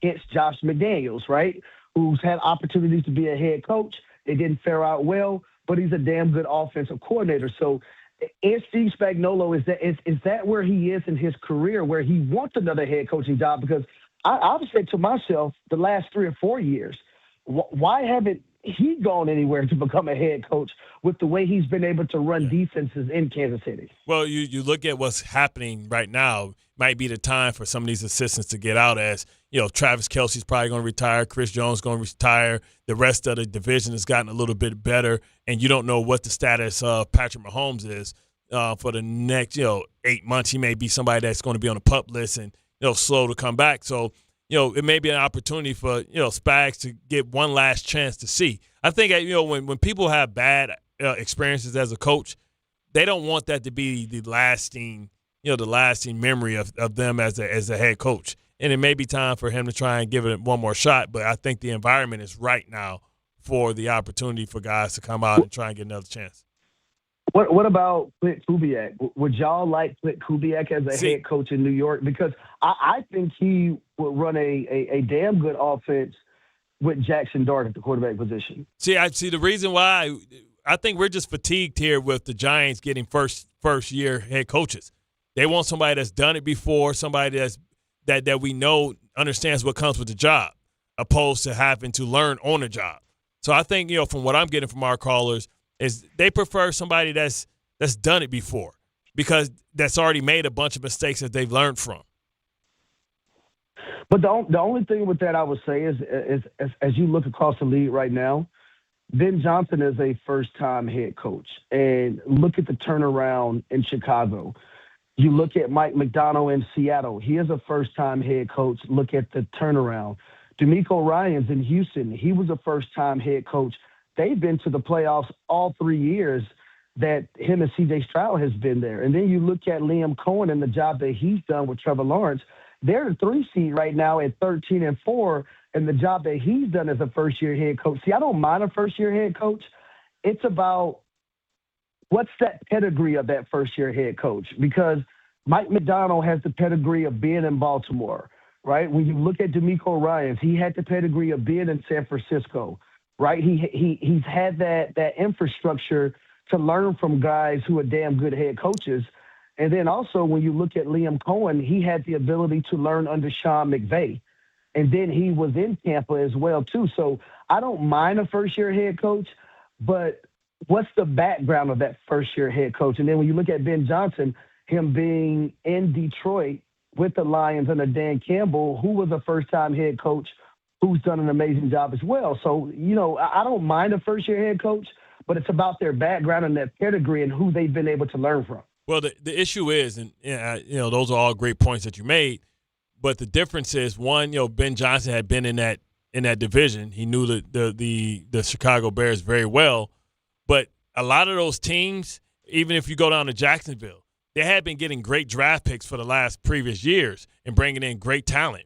Brian Thomas. The Giants are also, even though they may have found their starting quarterback, they're deficient when it comes to talent and depth of talent, because of the general manager missing, quite frankly, on a couple of picks.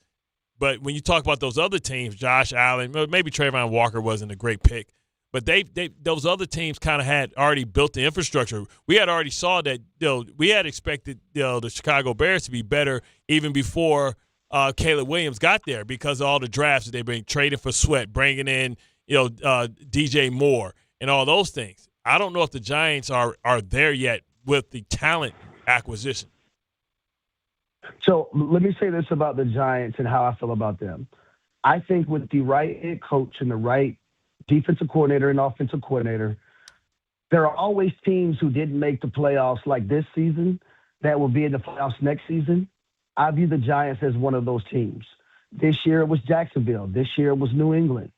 You also look at in the NFC, it's Seattle, it's the Chicago Bears, it's the Carolina Panthers. I'm looking at the New York Giants as a team in 2026 with the right personnel from a coaching staff perspective and also add more players to the puzzle. I feel like they're a team that can make the playoffs in 2026 that didn't make it in 2025. Harry Douglas with us. All right, we got to ask you on the college side. As we said, Harry's with College Game Day on the digital side each and every week, and he is as locked in as anybody, you know, from Freddie and Harry every day. By the way, I mean, just separately, did the game, the Louisville game down in Boca with Freddie Coleman. You ever need the greatest hug in the world and to feel better about yourself? That's Freddie Coleman, man. That's Freddie. Oh, my God. Trust me, Carlin, I am so blessed to have Freddie Coleman as my running mate and to learn from him from the first time we started. Well, the first time we worked together when I wasn't on the ESPN radio national lineup. So, you know, being able to have him as a crutch and a guy that I can learn the ins and outs when it comes to this business, because it's more than just getting on air and being a former player, but to have someone that I can look up to and teach me things and how to maneuver and, you know, different things, how to get in and out to breaks and how to tease. Freddie does a hell of a job. Number one, resetting as well, which is very important for our listeners, and then teasing the next segment. What's that? Man, just unbelievable. We don't believe in structure here, but the hug. I mean, the hug is top notch. The hug is a top 3 hug I've ever had in my life is from Freddie Coleman, for sure. No question. And he has that voice that all of us wish we had. Oh, that yeah. nice baritone, Barry White. Listen, Dante Moore. Mel has said that he thinks Dante Moore should go back for another year just from a seasoning standpoint. What do you see from Dante Moore? Where do you rank him as far as the quarterbacks right now coming out, and is he ready to be in the NFL? Yeah, I'll say if I'm the Las Vegas Raiders, he's the guy that I'm taking number 1 overall. Like, you know, the margin between him and Fernando Mendoza is very, very thin, but I think if it was the New York Jets number 1 overall, I would say the Jets should take Fernando Mendoza because I feel like that's the kind of quarterback that they need, especially with, you know, so much youth at the skill position area. But Dante Moore is a guy who is cool, calm, and collected when he's in the pocket. You look at some of the comeback wins that he had to have versus Iowa on the road, versus Penn State on the road.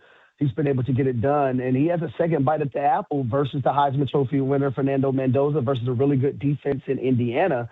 And I think he's going to have to be mistake-free. That didn't happen the first time around, 2 interceptions in that ball game versus Indiana.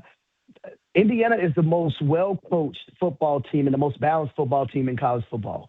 I promise you they don't need any help. So if you give them help, you're not going to win that football game. But what better setting for him if he decides to come out for the 2026 NFL draft to beat the number 1 team in the country in the college football playoffs in quest to have a national championship berth and to take down Fernando Mendoza. Like I said, it's set up for him perfectly. And I can't wait to see him face off against that defense for a second time, because the first time around, it was Indiana that was the more physical football team, and they got the best of Oregon's offense. You know, we've both been in the playoffs. You've been to the Super Bowl. We know every wild card weekend, which is wild, it's always an upset. Who you got this week being sent home unexpectedly? Don't be surprised, y'all, if the New England Patriots go into if the Los Angeles Chargers go into Foxborough and beat the New England Patriots. Because the matchup, I think, is really good for the Chargers. You don't have a Patriots defense that hunt out the quarterback, because we know Justin Herbert, he's going to throw the football around to his weapons. But also when I look at the defense of the Chargers as well, those guys collectively, top 5 in just about every category. When you look at third downs, total defense, being able to stop the pass, the run, they've been very, very good in doing so. I think it's about time we see Justin Herbert in the playoff setting have that breakout moment, because the last few times that we've seen him, it was a breakout moment, just in a negative way. So I think the Chargers have an opportunity. And smart by them resting Justin Herbert because of injury, knowing that they couldn't, get a higher seed. That's a very intriguing matchup, in my opinion. I just called the Patriots game versus the Dolphins on ESPN radio. And some of the things I've seen the Dolphins be able to do offensively kind of raised my 2 eyebrows when it came to their defense. And, Justin Herbert is a way better quarterback than Quinn Ewers. So that's a matchup that I'm really looking at that could be an upset in week 1. Love the matchup of Derwin James versus those tight ends as well, if they get into a man-to-man type of thing. And we don't talk enough about mentor as well as a potential young head coach, in this league as well. Plus, Patriots, weakest strength of schedule in the league this year by a lot. 391. Yep. Oof. Yeah, that tends to happen when you play the Jets twice. Harry, we'll talk to you next week. Thanks, bud. All right, fellas. All right, Yes, Harry sir. Douglas, Doogie. ESPN NFL analyst. He'll be with you on Friday, I assume, on the First Take. That boy bad. Get up, rather. Yeah, we knew what you meant. Yeah. That boy bad. I can't do the pelvic thrust with that boy bad. Well, you definitely can do a better job than Mike Tannenbaum. Schrager, too. That's sad. When Schrager tries to do it, I think he tried to do it bad.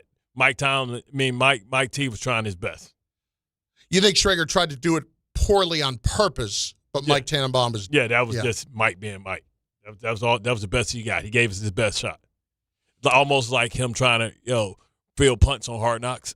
Yeah. That was the best he had. Poor Mike, like every time that they have that thing on a freaking loop when they show that thing about him falling back and trying to catch that punt. And I think he was like 40. Yeah, no, he was young then. He was young. He was young. That was not a great look. It's Bart and Carlin on ESPN New York and on the ESPN New York YouTube page. I got to get to some of these calls on the Kevin Stefanski stuff. Gilberto in the truck up first, ESPN New York. Gilberto, what's up, dude? How are you? Carlin, what's up? Happy New Year, Bart. Happy New Year to all of you guys. Producer, if it's Anthony, if it's Jacob, if it's Ray. Boom Baka. Carlin, I'm with you 100%. I don't know what the level field with Stefanski is. He never really, got me amped as a coach. He only had those 2 years. You know what I'm saying? He got good quarterback play, but he's supposed to be a quarterback whisperer. Why couldn't he make those other quarterbacks better than what they were? And Flacco wanted to get the hell out of there. So But this is my pick. Who you want? Who you want? No, who you want, Gilberto? Who you want then? I want Raheem as my defensive coordinator. I would like to get Charlie Weiss out of Ole Miss. Okay, but if I can't get him, I'll take one of the QBs. Okay, and I think Mike McCarthy would be the best CEO to run that whole program. Let me know, guys. Happy New Year. Love you, Carlin. Love you, Bart. Appreciate it, brother. Okay. So he want. Okay, well that'll serve Jackson Dart well if you Charlie Jr. Yeah, if you put Charlie Jr. as the OC. How long has Charlie Jr. been at Ole Miss before he went to LSU here? And he's still coaching in the bowl game, by the way. That's crazy, but he's going to LSU. Yeah. See, but I don't know if these college programs give out way more money, so I don't know. Oh my God, this kid looks like he's 8 years old. He playing Madden. He's been with him the last few years since 2021 as an offensive coordinator. It's not a bad idea. But I don't know, why would he want to come to the league when he can go sit in LSU for 5 years until Lane Kiffin get bought out? Well, I guess LSU 3 years. You don't win a championship at LSU, they get you up out of there. Do you want to be a college head coach? Do you want to be an NFL head coach? That's really what it boils down to. I would want to be a college head coach. The college head coaches get $90 million buyouts. Yes, they get the money now. I agree with that. But everything else that they have to deal with, that job does not stop. But he's young. He can keep up with it. Just imagine how much money he can make if he can be at one of these, Indiana's got to give out money now. Like he can go now because of NIL, they paying these coaches way more money. Right, but you have to go and spend that money right. You have to go and be in charge of that, whereas maybe you can blame the GM in the NFL. Yeah, but the NFL, 3 years, you out. Yeah, I understand. That's the reality. 3 years, it's a wrap. I understand. Opposed to college, you can get away with, just get to a bowl game 1 year. And so if it's just strictly about finances, you would want to go to college. Yeah, I mean, strictly about finances. When you look at quality of life, NFL, it's not even close. But if you win in college, you'll eventually always be able to move up. You don't really go back down, too often. So why is Kevin Stefanski the guy? We ask somebody very close to that situation next on ESPN New York. New York Presbyterian treats more heart patients than any other hospital in New York. From common to complex conditions, our cardiologists and heart surgeons are pioneers in advanced heart care, leading the way in minimally invasive treatments for faster recovery times. Find a doctor at nyp.org/heart. Stay amazing. New York Presbyterian. New York Presbyterian Hospital based on U.S. News and World Report 2025 to 2026 Cardiology, Heart, and Vascular Surgery Rankings. Hi, this is John D'Agostino from D'Agostino & Associates, the injury firm. I've talked about how a construction accident took my father's leg. The heavy prosthetic he wore looked nothing like the high-tech limbs we have today. It was crude wood and metal, held together by bolts that dug into his skin and left painful ulcers. But the thing I remember about my dad is how he never complained. He put on his prosthetic leg and he went to work. He coached my baseball teams, danced, sang karaoke, and even loved to travel. He may have limped, but he always held his head up high and he lived with dignity. At D'Agostino & Associates, I spent over 35 years building a law firm that helps accident victims and those in need of their Social Security disability benefits. We fight till our clients get the money and dignity they deserve. So call us today at 1-800-BITE-BACK. That's 1-800-248-3222. We have offices throughout New York and New Jersey. So don't tell me personal injuries aren't personal. I know what they can cost a family. I've been there, and I'll be there for you. D'Agostino Law. Bite back. Listen up, football fans. You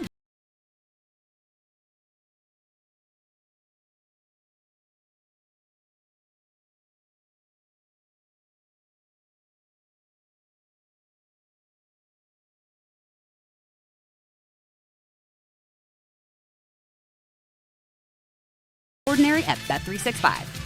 Gambling problem? Call 1-800-GAMBLER. 21 plus only. Must be physically located in New Jersey. T&Cs apply. In-app only. Hey, New York and New Jersey, Boost Mobile has an unlimited talk, text, and data plan that's only $25 a month forever, meaning you'll only ever pay $25 a month for the rest of your life. Who wouldn't want unlimited wireless when it only costs $25 a month forever? If you don't, you must be one of those people who enjoy overpaying for their phone plan. $25 a month forever is truly as good as it gets, so go online and switch now at boostmobile.com. After 30 gigabytes, customers may experience slower speeds. Customers will pay $25 a month as long as they remain active on the Boost Mobile Unlimited plan. At Uline, the prevailing opinion is, if you don't live it, you don't believe it. The people at Uline believe in hard work, and they live it by being there 24/7 to answer your call, having 41,000 items in stock, and offering same-day shipping from 12 locations across North America. Business owners, sellers, buyers, shippers, and packers believe it.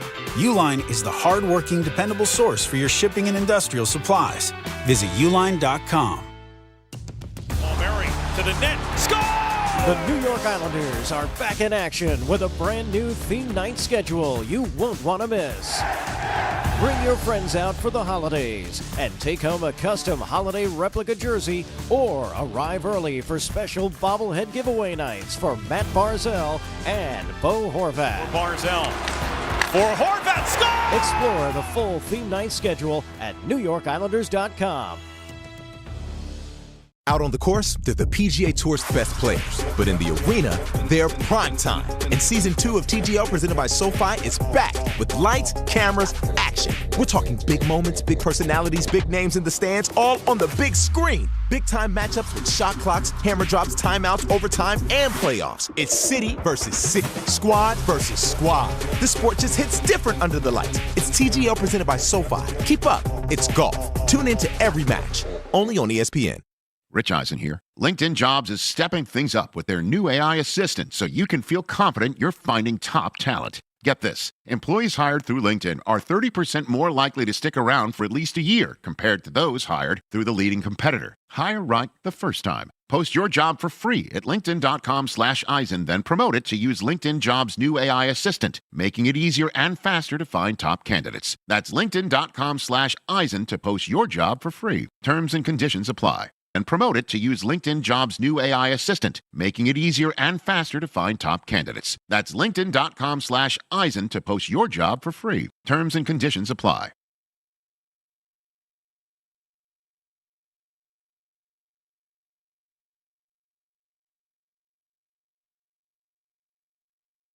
Street dreams Bart, are Carlin? made of these. I did that in 2026 yet. With me and me, everybody looking for something.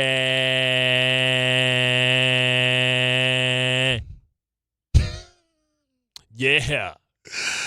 Let's go to Cleveland. The Kevin Stefanski thing with the Giants is unbelievable to me, but not unbelievable, but a little head-scratching. Let's bring in Emmett Golden of ESPN Cleveland right now, who just watched 6 years of this, and I need some explanation. I need to know what happened, and I need to know why the Giants should be interested in him, if they should be. Emmett, it's Carlin, it's Bart in New York. What's going on, man? How are you? Oh, just living the dream, covering another head coach fire, and at least we had 6 years between the last one here in Cleveland. Well, another quarterback coming too soon, so there'll be that as well. All right, describe to me the Kevin Stefanski era in Cleveland from his perspective. How would you evaluate Kevin Stefanski over the last 6 years? Well, I mean, listen, if you want to talk about a guy that had to overcome a ton of obstacles, I mean, he's an expert at it, from COVID and taking the Browns to the playoffs to the Deshaun Watson decision, that he had to stand up in front of the media every day and talk about accusations and, Peter C. Harvey and Sue L. Robinson and all that. He's probably the best in the business at handling adversity, handling crisis, and, really just staying focused on football. His time here has just been really muddied by the front office and the ownership group meddling. And for lack of a better term, he's been a good soldier. He's never thrown anybody under the bus, but he's had a lot of things he's had to overcome that were not his doing at all. How has Andrew Berry survived all of this? That's what I wanted to know. Well, it sounds like the Browns believe that Andrew Berry was improving and is improving. A young guy, both Kevin Stefanski and Andrew Berry, very young when they got these jobs. And you look at the last draft, I think that saved Andrew Berry's job. Carson Schlesinger is going to be, defensive rookie of the year. He should have been a Pro Bowler. You look at Harold Fannin Jr., he's been amazing. And we don't even talk about Mason Graham, who was the, fifth pick overall, has been doing great. That draft saved AB's job, and even go along with the trade he made, Greg Newsome for Tyson Campbell. Tyson came in and played great. So you saw AB improving, and Kevin, the play on the field, you saw getting worse. And I think that's how AB survived this firing. How awkward was the relationship between Stefanski and Shador? And do we believe that Shador is the long-time answer for that? Because the Cleveland Browns, even with the 2 picks, aren't close to getting a quarterback. Or can Shador be somebody that can maybe be traded for? Well, Andrew Berry yesterday wouldn't commit to Shador being the future quarterback. He said, I don't know if our answer at quarterback is internal or external. So I don't know if that's posturing or just kind of playing the game, but at least publicly, they haven't committed to Shador. As far as his relationship with Kevin, listen, guys, before the draft started, the Browns had 0 plans of drafting Shador Sanders. So Kevin Stefanski was very surprised when that card got put in. But Stefanski, being the good soldier that he is, he started doing things he could to bring along Shador Sanders. He started a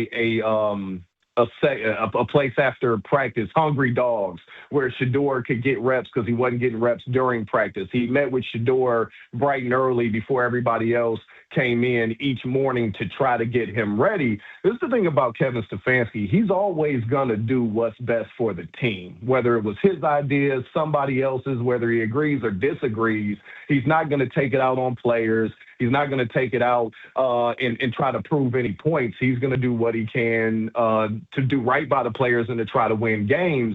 And that's what he did with Shador. And Shador has improved. I still think he has a ways to go, but Stefanski wasn't on board at the start. But once he was a Cleveland Brown, he embraced him and did everything he could to bring him along. Emmett Golden with us from ESPN Cleveland.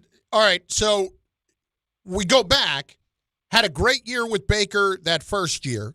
Then Baker, for whatever reason, regressed year 2, kind of fell apart from there. I understand the whole distraction and the COVID stuff, but I understand the distraction of the Deshaun Watson thing. Where does the culpability lie here for Stefanski in the fact that they did have 4 losing seasons, and a couple of them came with a really good defense? I think where he what falls on his desk is accountability. And look, if you're a player, you love playing for him because you know you can make a mistake, you can make another mistake, you can make another mistake, and he's not going to give up on you. But at a certain point, sometimes you got to sit guys down if they're not performing. And I will say that's the one thing that people were most critical of Stefanski, of giving guys way too many chances. He's not somebody that's going to walk in and kick a bunch of guys in the rear end. He's going to do his best to motivate and support, but he's, at least publicly, he's never going to throw a guy under the bus. And it just felt like he didn't really hold guys accountable for not playing well. I think that's kind of been the biggest stain on his resume, is sometimes it's like that guy shouldn't be playing, but Stefanski would keep running him out there. I mean, one thing you can give him credit for was, hiring Jim Schwartz, who's been a head coach, but that defense has been something that you can always lean on with the Cleveland Browns. Do we believe that if Stefanski gets the job that Jim Schwartz will be right behind him, or are these two maybe going to break up and go their own separate ways? I think he's an option if Stefanski gets, the job in New York or wherever he gets it. I do think they work well together. They speak the same language. Now we may see Jim Schwartz get an opportunity here in Cleveland, so we're waiting to see how that works out. But I could see Schwartz following Stefanski, at his next job. Emmett, if you were hiring a coach right now, would you hire Kevin Stefanski? I would, especially if I knew the owner wasn't going to meddle and they weren't going to throw a bunch of stuff in his way and say, you got to figure it out. Kevin has shown with good quarterbacks and even with bad. I mean, he won 11 games with 5 quarterbacks, P.J. Walker, DTR. You don't do that on a fluke. So I would hire him in a heartbeat. All right, one last one. I want to go back to what you were saying about the Shedeur stuff. It's funny, so you're in it. You see it every day. We look at it from the outside, and you hear some of Stefanski's comments along the way, and it didn't feel like he handled it well at all publicly. Like, he was kind of making it, to us, obvious that he didn't want him there. So separate fact from fiction there. What was it behind the scenes, the relationship with the two of them, even as you were talking about how much he was helping him? Yeah, I mean, I think the relationship with Kevin Stefanski and really all his players is he's honest with them and up front. And I'm sure he told Shedeur some uncomfortable things about where he felt he was at. And they got, kind of past it and through it. And I think Shedeur realizes that, hey, a guy like Kevin Stefanski that's going to be honest with you helps. Like I said, I can't stress enough. He was not part of the Browns' plans at all before the draft. Mm-hmm. But once they decided you got to take this guy, then he embraced it. Listen, when you saw the video of the draft room when they took him, there wasn't exactly jumping up and down. We knew that. Right. We knew that. Exactly. What was the plan that they sold to Myles Garrett? And what was that roller coaster like, this whole season? We always want to pause for greatness, and I think he's displayed that, even though Strahan tried to hate on him a little bit. Yeah, I think the relationship with Myles Garrett was always great. Look, he's the best pass rusher, you could argue ever. He's going to be around. And I'm sure they told him, hey, we're going to bring in a veteran quarterback and we're going to win some games, and things changed. And, I think Myles was a little upset about that, but he is the sack king now. So I think he's feeling better. Emmett, great stuff. We appreciate the insight, brother. Thank you. Thanks for having me, guys. Absolutely. Emmett Golden from ESPN Cleveland does an amazing job out there, him and Aaron Goldhammer. But I'm a little surprised that he was as high on him as he was. He's very high on him, and they are blaming – listen, I get why they blame ownership. They're the ones that did the whole Watson thing in the first place, and they forced Sanders on him. But that's what I'm talking about when we talk about Dante Moore not coming out. Okay, so don't go this year, but next year Cleveland saves that second first-round draft pick, and you get drafted by Cleveland. Well, this is not specifically about the Jets. This is about dysfunctional organizations. Okay. But dysfunctional. Yeah, the dysfunctional. Disorganal. Yeah. Functionizations. Right. The dysfunctional organizations are always going to be at the top to take. Like, the Titans aren't taking a quarterback. Yeah. Jacksonville's not taking a quarterback. The same people that's going to take the quarterback, if they don't get it this year, is Arizona. Maybe you get lucky and go to Indianapolis. Maybe. But they ain't got no first-round draft picks for 2 years, right? So this is what I'm talking about. So it behooves Dante Moore to come out this year because you can't escape the bad organizations. Bart and Carlin, ESPN New York. Ooh. Aaron Glenn and Darren Mougey have spoken. You will hear it in moments. Next on ESPN New York. Tuesday with Don, Hahn, and Rosenberg. How concerned should Knicks fans be about this 4-game slide? Yeah, it's pretty simple.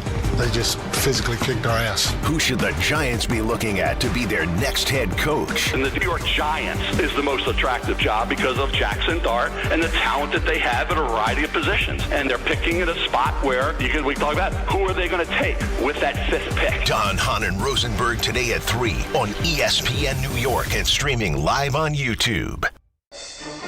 FanDuel is giving all customers a profit boost every college football playoff game day. That means more chances to level up your picks and turn big moments into even bigger wins. Ride with the favorite, take a shot at the underdog, or build a parlay. Then apply your profit boost and go for bigger winnings. FanDuel is the best place to get into all the football action all playoff long, and when you win, you get paid instantly. So visit FanDuel.com/local to get your college playoff profit boost today. FanDuel is giving all customers a profit boost every college football playoff game day. That means more chances to level up your picks and turn big moments into even bigger wins. Ride with the favorite, take a shot at the underdog, or build a parlay. Then apply your profit boost and go for bigger winnings. 21 and over and physically present New York. Opt-in required. Bonus issued as non-withdrawable profit boost tokens. Restrictions apply, including any token expiration and max wager amount. See terms at sportsbook.fanduel.com. For help with a gambling problem, call 877-8-HOPE-NY or text HOPE-NY 467-369.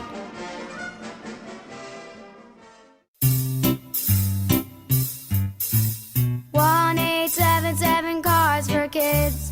KARS Cards for Kids.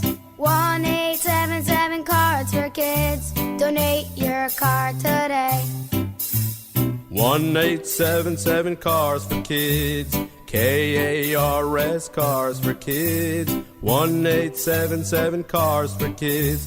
Donate your car today. Ready to get rid of that old car? Donate it to Cars for Kids. Call 1-877-CARS-FOR-KIDS to reach a friendly live agent. Donation's super easy, and your car can be picked up as soon as tomorrow. Call us now, 1-877-CARS-FOR-KIDS. That's Cars with a K to donate your car today. 1-877 Cars for Kids. Donate your car today. Did you know you can donate real estate too? Go to carsforkids.org. That's carsforkids.org. What if your instincts could pay off? With Robinhood Prediction Markets, you could put your sports IQ to work on the games you know best. It's not you against the house. It's you participating in a live market. Buy or sell your predictions all game long. Trade every play with Robinhood. Visit Robinhood.com/predict. That's Robinhood.com/predict. Futures and cleared swaps trading involves significant risk and is not appropriate for everyone. Event contracts are offered by Robinhood Derivatives LLC, a registered futures commission merchant and swap firm. Finding great candidates to hire can be like, well, trying to find a needle in a haystack. Sure, you can post your job to some job board, but then all you can do is hope the right person comes along, which is why you should try ZipRecruiter for free at ZipRecruiter.com/ESPN. ZipRecruiter doesn't depend on candidates finding you. It finds them for you. Its powerful technology identifies people with the right experience and actively invites them to apply to your job. You get qualified candidates fast. So while other companies might deliver a lot of hay, ZipRecruiter finds you what you're looking for. The needle in the haystack. See why 4 out of 5 employers who post a job on ZipRecruiter get a quality candidate within the first day. ZipRecruiter, the smartest way to hire. And right now, you can try ZipRecruiter for free. That's right, free at ZipRecruiter.com/ESPN. That's ZipRecruiter.com/ESPN. ZipRecruiter.com/ESPN. ZipRecruiter. A Progressive Home and Auto Bundle can protect you round the clock, but we can't protect you from those painful moments in sports. Oh, I can't believe we blew a 5-touchdown lead. Sure, but you got to feel like they were going to win for almost the entire game. But I was about to buy playoff tickets. So you were prepared for a good time. That's pretty nice. It's the worst loss any team has ever had. And you got to witness history. Okay, we're done here. Well, at least your home and auto are protected with a bundle from Progressive. Progressive Casualty Insurance Company affiliates and other insurers. Not available in all states or situations. Hey, fans! Welcome back to Fansville's Cheers and Tears. Oh. Okay, so like everybody deals with losing, right? To a rival on a last-second field goal. Whatever, it's fine. I'm totally fine. But I cope with losing with an ice-cold Dr. Pepper. Those 23 flavors are like so delicious. They totally wash away the pain of your college football team taking a big fat L. College football, it's a pepper thing. In the city that never sleeps and never stops talking sports, ESPN New York is always on. Now you can live and breathe everything New York sports wherever you are. On your radio dial, on the ESPN New York app, and streaming live on YouTube. However you watch or listen, ESPN New York is always on for you. Hear us, stream us, watch us. This is ESPN New York.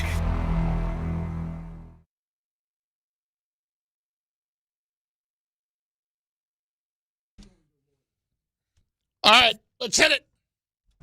Bart and Carlin, ESPN New York, on the ESPN New York YouTube page. Let's, a couple of things here. We got a few things. Number one, I'm going to get to some calls here in the span of the next 4 to 5 minutes. Number two, I got some Darren Mougey and some Aaron Glenn for you. You ready? Is it liquid gold? I don't know. I haven't heard it. I haven't heard it. Literally came in the last few minutes. Darren Mougey, when will the team be competitive and respectable? I believe we can be competitive and respectable right away next year. Because I've been here a year, I've learned a lot. We've learned a lot. I've got a clear vision. AG and I, like we said, we talk daily on this roster and the vision in this division. And with the assets we have moving forward, the draft capital, the cap space, I know we're going to continue to build and add good players to the team that are going to help us win. What do you got? I see it when I believe it. I believe it when I see it. I mean, Jet fans are tired. We've heard this all before. I mean, we were a team that took 3 guys in the first round, right? Mm-hmm. Was it Sauce, Garrett, and then move back in and get Jermaine Johnson, and then get Brees, and we thought that was going to be the 4 Musketeers, or we thought that was going to be the Holy Trinity that kind of helped be the nucleus of us turning around. Sauce is no longer here. We don't know what Jermaine Johnson's status is going to be going forward, as they have to make decisions about him. The assets are fine. We're trying to believe if you guys are qualified to make the right decisions. And it starts with everything. It starts with the opportunity to see if they can find a franchise quarterback. Now, we've seen 3 different regimes all get it wrong. And I don't know if you think about Sam Darnold was a wrong pick, or was it just the wrong regime? We know that Zach Wilson was the wrong regime, so now we're trusting a third regime to try and come in and find a franchise quarterback. So that's kind of where we're at, and they're going to have an opportunity this year. We didn't know if it was going to have to be the 2027. I think the fact that they have the second overall pick, this means that maybe they can address the quarterback position this year. And if they address it this year, then that means that we're closer to a rebuild, opposed to trying to kick the can down the road and believe that we're okay for next year. Because I don't know if they don't have it, and if this kid decides to stay inside and decides to go back to school, if you make a super aggressive move for Malik Willis, and where would Malik Willis want to go when you know that the other teams may want him? What's a crazy thing is, when people talk about how dysfunctional the Jets are, that I didn't realize that they're paying Pete Carroll $16 million. They're paying the Raiders. Yeah, they're paying Antonio Pierce $8 million. They're paying $6 million to Chip Kelly, and it's another coach that they're still paying. They still paying Josh McDaniels. They're still paying Josh McDaniels, too. They are paying 4 coaches this year. $50 million. That's ridiculous. Coaches. Yes. And they're about to hire another coach. Yeah, the thing about the Jets, though, is I don't want to go to the whataboutism. Yeah. You know, because I could point to a bunch of other dysfunctional places, and it's a mess. Here's a little more Mougey optimistic about the offseason. I'm excited about the offseason as we go into it. Obviously, the draft capital we have, the cap space, and just being here now a year with AG, working with AG, the staff, getting to learn the staff, getting to learn the players, getting to learn this division. I feel more confident today than ever moving forward with what we have going. Let me ask a question. How many times am I going to hear the phrase draft capital? All it's going to do is point to the fact that I made these 2 trades, and I have all these picks. And you haven't done... Listen, it's great that you got the picks, and we agreed that they were good moves at the time. Yeah. But I've got 2 more clips here from Darren Mougey. How many more times do you think I'm going to hear draft capital? At least twice more, right? At least 3. Okay. I believe we can be competitive and respectable right away next year. Because I've been here a year, I've learned a lot. We've learned a lot. This is the same one as the other one. I can tell you this, we'll exhaust every option. Free agency, the league, obviously the draft, we will exhaust that and have a good solution for the New York Jets. All right. Listen, some of those clips are the same ones. I would just...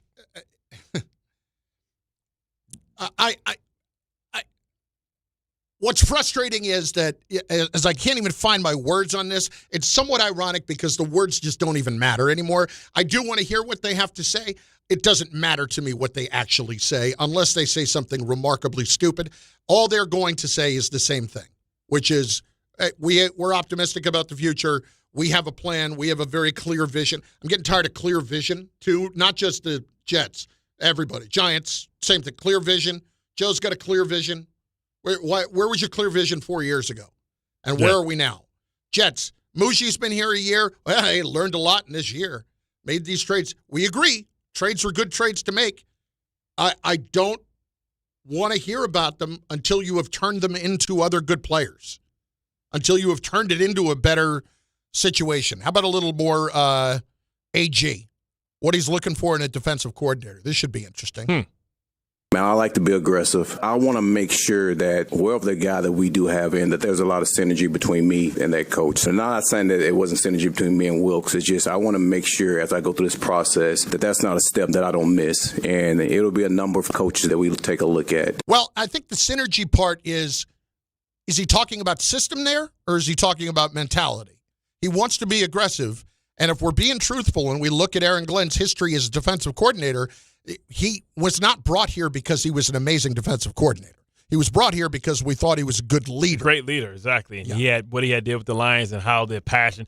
You know what he looked like? He looked like Robert Saleh when everybody was like, man, he's going to be a great coach because look how much his players love him. And when you looked at him on the sidelines with Detroit, it was high fives, it was hugs. People love the high energy crap. Right. And former player and the story of coming back with the Jets. But the reality is, Ben Johnson was the hottest guy out there. Yeah. And we didn't have a chance at him. So that's kind of what it was. But listen, they wanted Aaron Glenn. We knew that the entire time, and that's fine.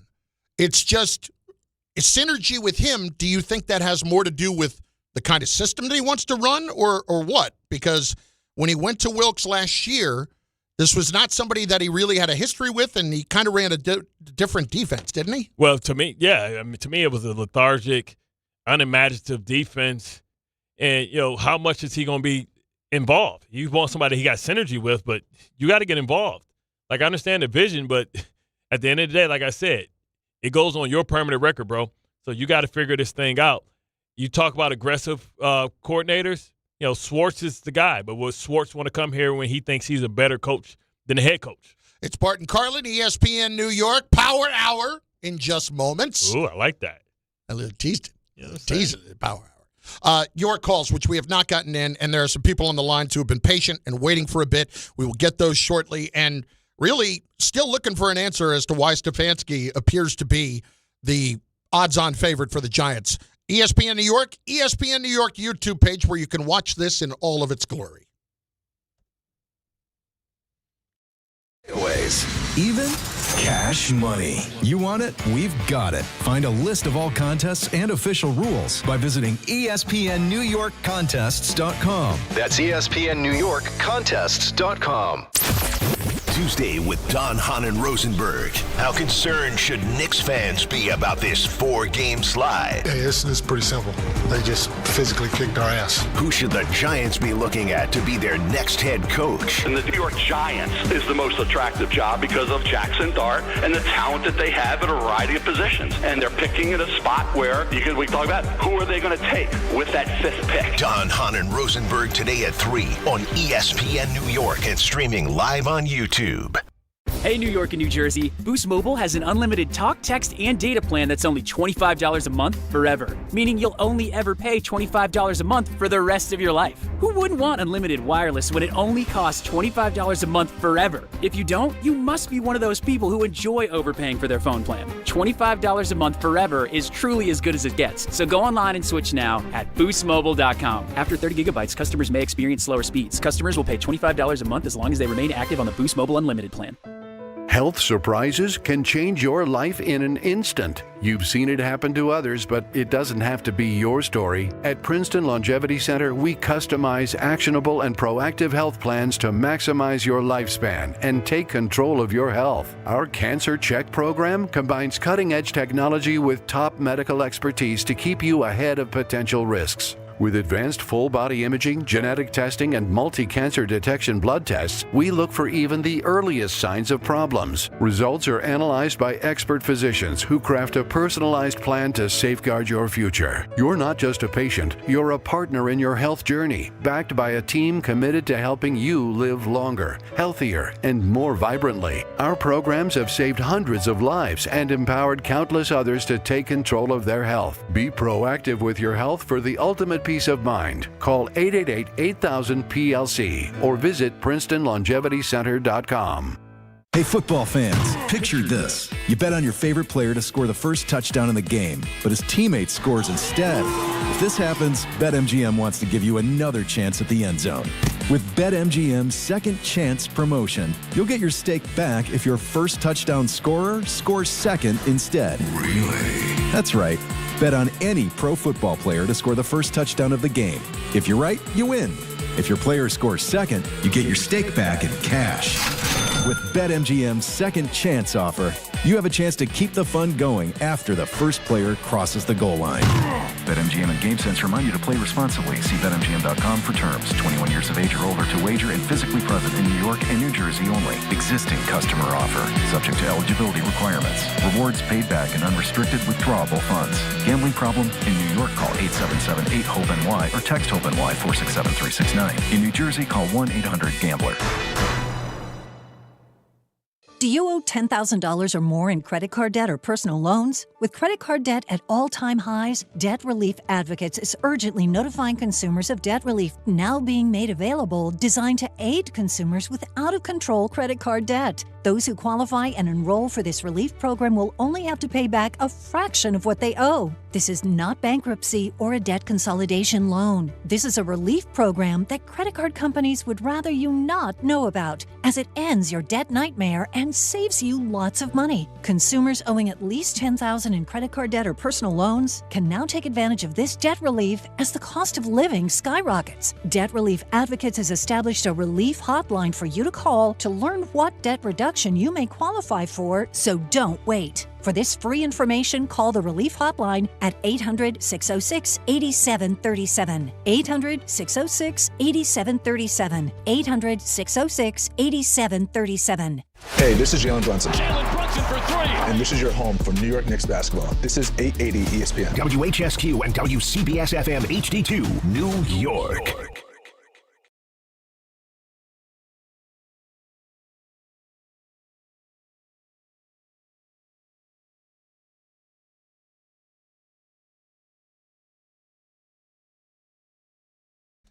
That's right. Noon on ESPN New York. Bart and Carlin with you. 800-919-3776. 800-919-ESPN. Over on the ESPN New York YouTube page as well. Noon means that, of course, it is what?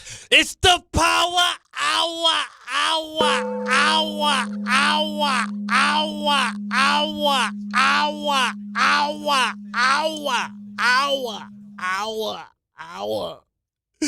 do anything to get a quarterback.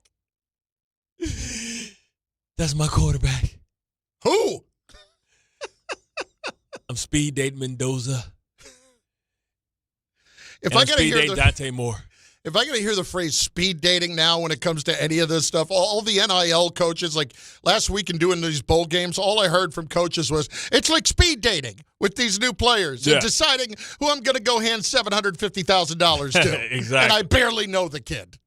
That's crazy. I'm wondering, because the Jets finished with the second overall pick, do they get to coach the Senior Bowl? That's a great question. I thought the Senior Bowl – no, I was thinking of the Pro Bowl. Pro Bowl used to be the AFC Championship runner-up. Yeah. I don't know. Do they? I think they might. It usually because that would be tremendous. I mean, that's good extra knowledge, you're saying? Yeah, that's extra knowledge. You get some of the best prospects. That's where you find hidden gems because you see them practice all week. You see their temperament.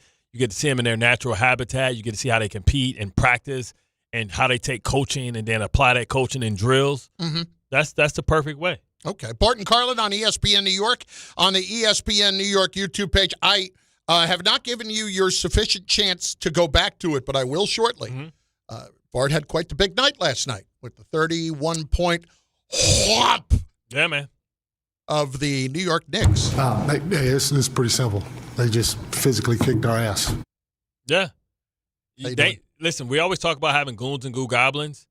Well, we've always kind of questioned the toughness of this Knicks team. And I think, that's fine when you play against certain teams, but certain teams that's going to get up in you, that's going to make you uncomfortable. You need some people to step up and match that physicality. We saw that last year in the playoffs with this team. You know this is going to come. This is who this is who the Pistons are. This is who they've always been. Detroit 3.0. In the times in which they've won championships, whether you want to talk about the Malice in the Palace, those Pistons, or you want to talk about the Bad Boys. So they have a brand in their own brand, but I just need the Knicks to remember what their brand is too. I mean, this is the people that had Oakley, Mason, Pat Riley. Oh, no, not accustomed to seeing them getting pushed around. Knicks are soft right now. My point. Knicks are soft. And you can be soft about a lot of teams unless you're hoping that somebody do your work for you and get rid of the Pistons for you. This is the matchup that we anticipate. 1 and 2 in the Eastern Conference Finals. They only play each other 3 times. This is the tough sentence, or a couple sentences that came from Stephen Bondi's story today in the New York Post. All things considered, the Knicks are clearly behind the Pistons. They're losing in the standings. They're losing in head-to-head matchups. They're losing on defense. And they didn't look Monday like they could live up to the owner's expectations. With Jim Dolan yesterday saying that the Knicks should be in the finals. Well, no kidding. We already knew that. So the thing is, right, I've loved everything that Mike Brown has done. How can you not? Mike Brown. Up until the last 4 games, how can you not? Mike Brown has brought in an open concept when you talk about getting the ball to the paint, pushing the tempo, the pace, then kicking it out to shooters and being able to be aggressive. And the way he's trying to do it is by having depth in his rotation. So, guys, listen, when you're out there, I need 110%. I need you to push. I need you to go. I need you to get in and get out. And we developed, and to his credit, he's developed the people behind, which has been great because the Knicks, I don't know what the standings are, but they got to be pretty close to one of the high-scoring teams in basketball as far as, their offensive productivity. But, man, sometimes when you get something, you got to give something. And they've given up their defensive identity that we were accustomed to under Thibodeau. And I know a lot of people say, well, Josh Hart changes that. But no, I'm talking about the mentality. Becoming a jump shooting team, not playing the ball, not throwing the ball to the post. I mean, your tough post player is your point guard, Brunson, who had 0 assists yesterday. That no matter what, it is never a game that a point guard in the NBA should not have an assist, especially when he has 26 points. That means that you're not trying to get others involved. Like, you can't do it by yourself. we used to always talk about that, and when you used to think about Phil, he used to always talk about how important it was to get your other guys involved so they're not sitting around and Carmelo Anthony watching you play basketball as they sit on the perimeter waiting to see if you're going to kick it back out to them. So what I was most disappointed with, toughness, yes. Okay, toughness. But, man, the defensive identity. You got to get some – you can't be, great offensively and drop that much on the defensive side of the ball. And, it used to be a privilege to be able to shoot shots. You have to earn that by being able to create offense with your defense, and the Knicks don't do that. I mean, OG does that from time to time, but most of the time it's treated as a right and not a given, most not a most privilege. of the time out there, if you don't have Mitchell Robinson and OG out there and Josh Hart, but then that's not a great offensive team. And you talk about the foul shooting, which is crazy. So I'm disappointed in the defense and the lack of toughness, but they can't go anywhere if they're not going to commit to defense. All right, let's get some of the calls in because they've been waiting a bit here. I will give you more of a chance to go ahead and stick it to the Knicks. I ain't even trying to stick it to him. I know you're not. I'm disappointed and it's a little disappointing that you're not because I was looking forward to unmanageable Bart, insufferable Bart today. And but when you're right, this really watered down version of Bart that's disappointing. Because when you're right, you don't have to over-explain, right? Kay Cunningham showed you exactly what I was saying was right, and Brunson wasn't right. In the head-to-head, when you see him at the same damn time, you got a Minnie Mouse, you got a Danny DeVito version of Kay Cunningham out there, and you saw Kay with the defense throwing McBride stuff out, telling him you ain't 21. You got to be 21 to come in my club, buddy. Mike in Levittown is up on ESPN New York. Mike, what's going on, bud? Thanks for being patient. Hey, what's going on, guys? So my argument with Stefanski is, listen, this guy had 5 quarterbacks in 1 year. In 1 year. And still pulled off 11 wins with 5 quarterbacks. Talk about adversity. We're in New York. You're going to deal with adversity every single day. You got a complete dumpster fire of an organization with the Browns that their owner meddles in everything. You drafted 2 QBs last year. 2. Not 1 but 2. And he still dealt with what he had to deal with. Yes, it was rough, but he shut up, he got in line, and he coached his team. And his players played for him all the way through the season. I think that he's a great choice. Bring Schwartz with him, get a good offensive mind for Dart, and you're good to go. I mean, you really try to simplify it in a big way there, and you're not looking at all at the 4 other years where things were not good. I mean, what are we talking about here?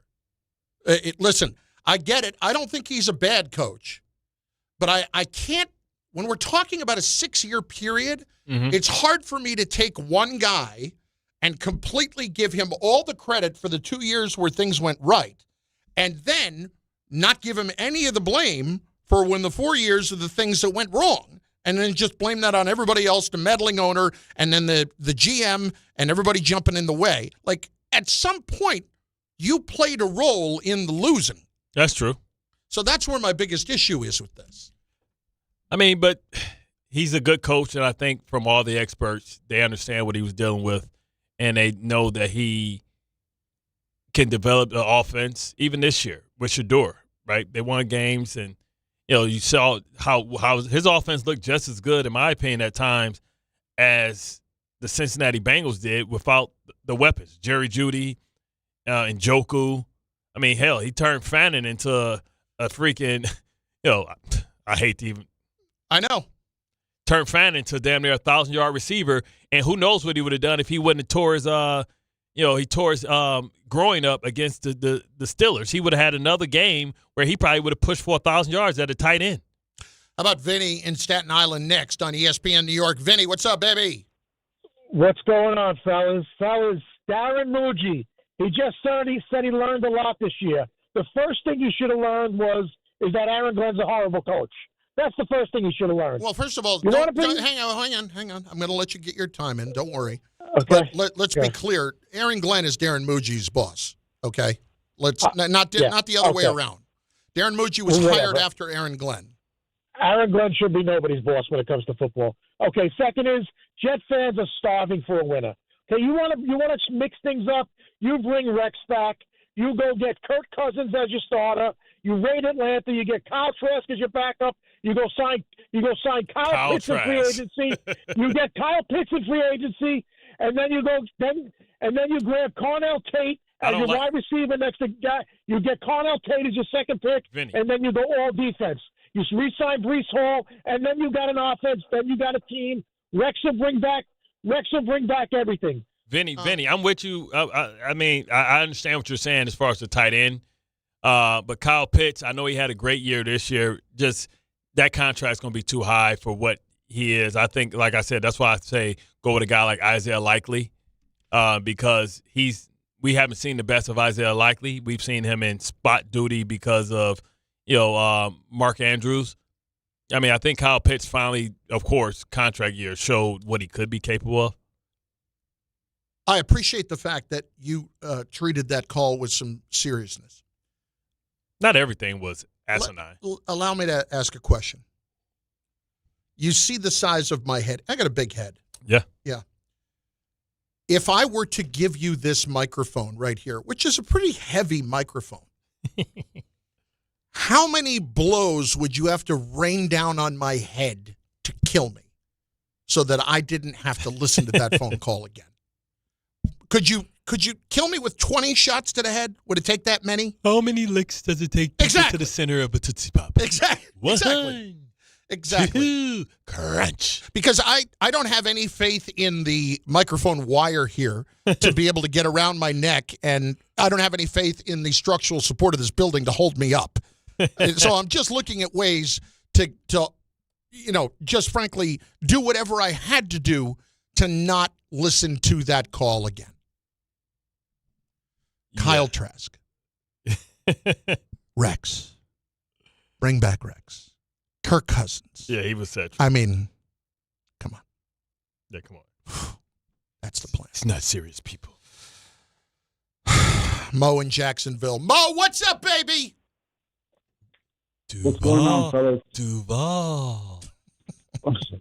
I think the problem with Jets fans is they live in the past. I mean, Rex Ryan hasn't been like in an NFL or on an NFL team in like 10, 15 years. So you can't go there. But I just want to make an argument. I think that the Raiders head coaching vacancy is actually better than the Giants because, first of all, you have no state income tax. You have the first pick.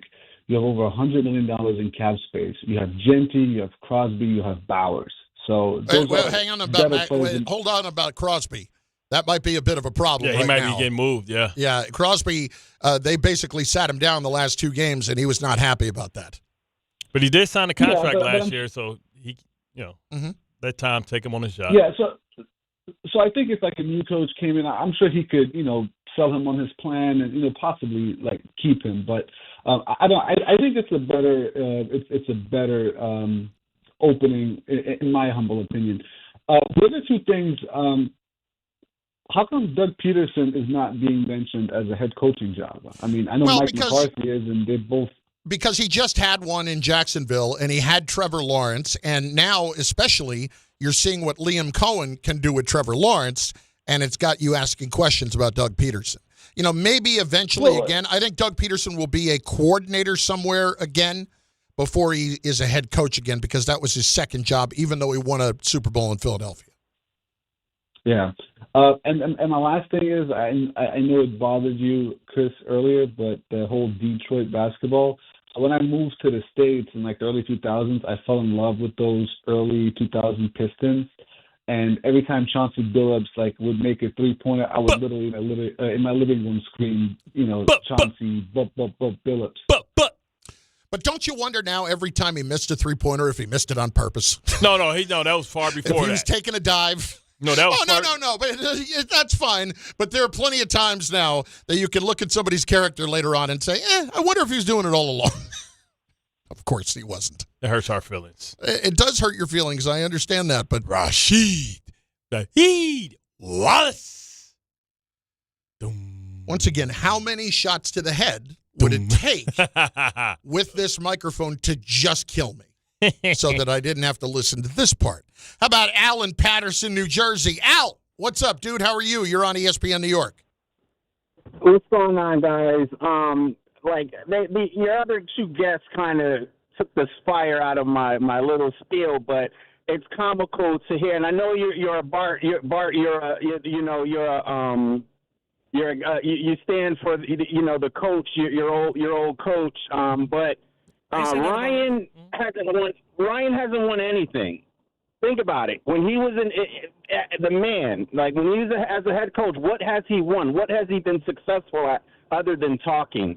So that's what my spiel for that last caller. Well, Rex got to two AFC championship games. But that's not winning. On the Jet level. Give me 1 second. I'm sorry. When we're talking about putting it on the Jet scale, that is winning. What did Sean McDermott win? But there you go. You just proved my point. You You accept mediocrity. You know what I mean? Or mediocrity. But what did there you go, mediocrity. But okay, what did Andy Reid win for a long time? No, all right, but that's a trend of someone being successful in meeting a certain peak for sustaining it for a long period of time. Rex, okay, he'll win a year and then you'll suck for 2, and then he'll get fired and he'll jump to somewhere else. But I don't really want to harp on Rex. Yeah, please. Because we know who he is. We know who he is. Now, I believe even with the coach that they have now, I believe you have to allow something to play out. You have to allow it to play out. I don't believe he's the guy. Well, look, Aaron Glenn may not be the guy, but he's not going anywhere. He's not going anywhere right now. That's for damn sure. Can't wait. All right, here's this. I just saw it. Yeah. This from Adam Schefter. Commanders offensive coordinator Cliff Kingsbury is leaving the organization to pursue other opportunities. Kingsbury and Dan Quinn met today and agreed to mutually part ways. So here's what I don't understand. This was kind of out there Sunday. I don't know if it was Diana Rossini or whoever was suggesting that this was possible, that Kingsbury was going to be up for a couple of head coaching opportunities, but that the Commanders kind of wanted to move on from him anyway. Can it really just be, is that simply about putting Jaden Daniels in harm's way too much with his style of offense, which, by the way, if you're the Giants, you should be paying very close attention to with Jackson Dart. Do you think that's what that's about? I think it definitely is. Whenever you have a disappointing season, you're always looking for who you're going to blame and who can you point the fingers to. And you pointed squarely at Cliff Kingsbury. See, I don't know that I would hire Cliff Kingsbury to be the head coach right now. Seems to wear his welcome pretty quick. He does. How long was he in Arizona? I think 3 years. Like 3 years. And that's 2 years years went from, now. He drafted the quarterback. Yep. Had success the first year. Yep. And after that, 2 years, they got rid of him. And that's when they did give Murray the contract. They gave him that, not ultimatum, but those conditional things about the video games. Yeah, all that stuff. And that was on Kingsbury's watch that stuff had been happening. So now Kingsbury goes. It is odd. Kingsbury goes to D.C. They have Jaden Daniels. They drafted him with Kingsbury. And he has a phenomenal first season, but then he gets hurt this year, and now Kingsbury's out. That is odd. That's quick. Yeah. And remember, he's a guy that, we saw the big picture of him sitting at his crib in Arizona, and he's still getting paid for like the next 2 years. Yeah. So it's not like he had to go and jump right back into the game. Remember, where was he at? He was like overseas or something when they fired him. He went right over to like Thailand. Yeah, with his chick. I'm sorry, his girlfriend or somebody. Yes, I believe it was his girlfriend. That he immediately jumped and went overseas on vacation. Listen, I don't blame him for going on vacation immediately. I ain't mad at it. No. Especially if he got the coin. Clearly he had it. You get fired, you give me the money, I'll go. No problem. I'll go rent the G5 or whatever it is, whatever the jet is, and I'll make it happen. Listen, does this give you any pause from a Giant perspective on Kingsbury, either from talking to him about being the head coach or talking to him about being the coordinator?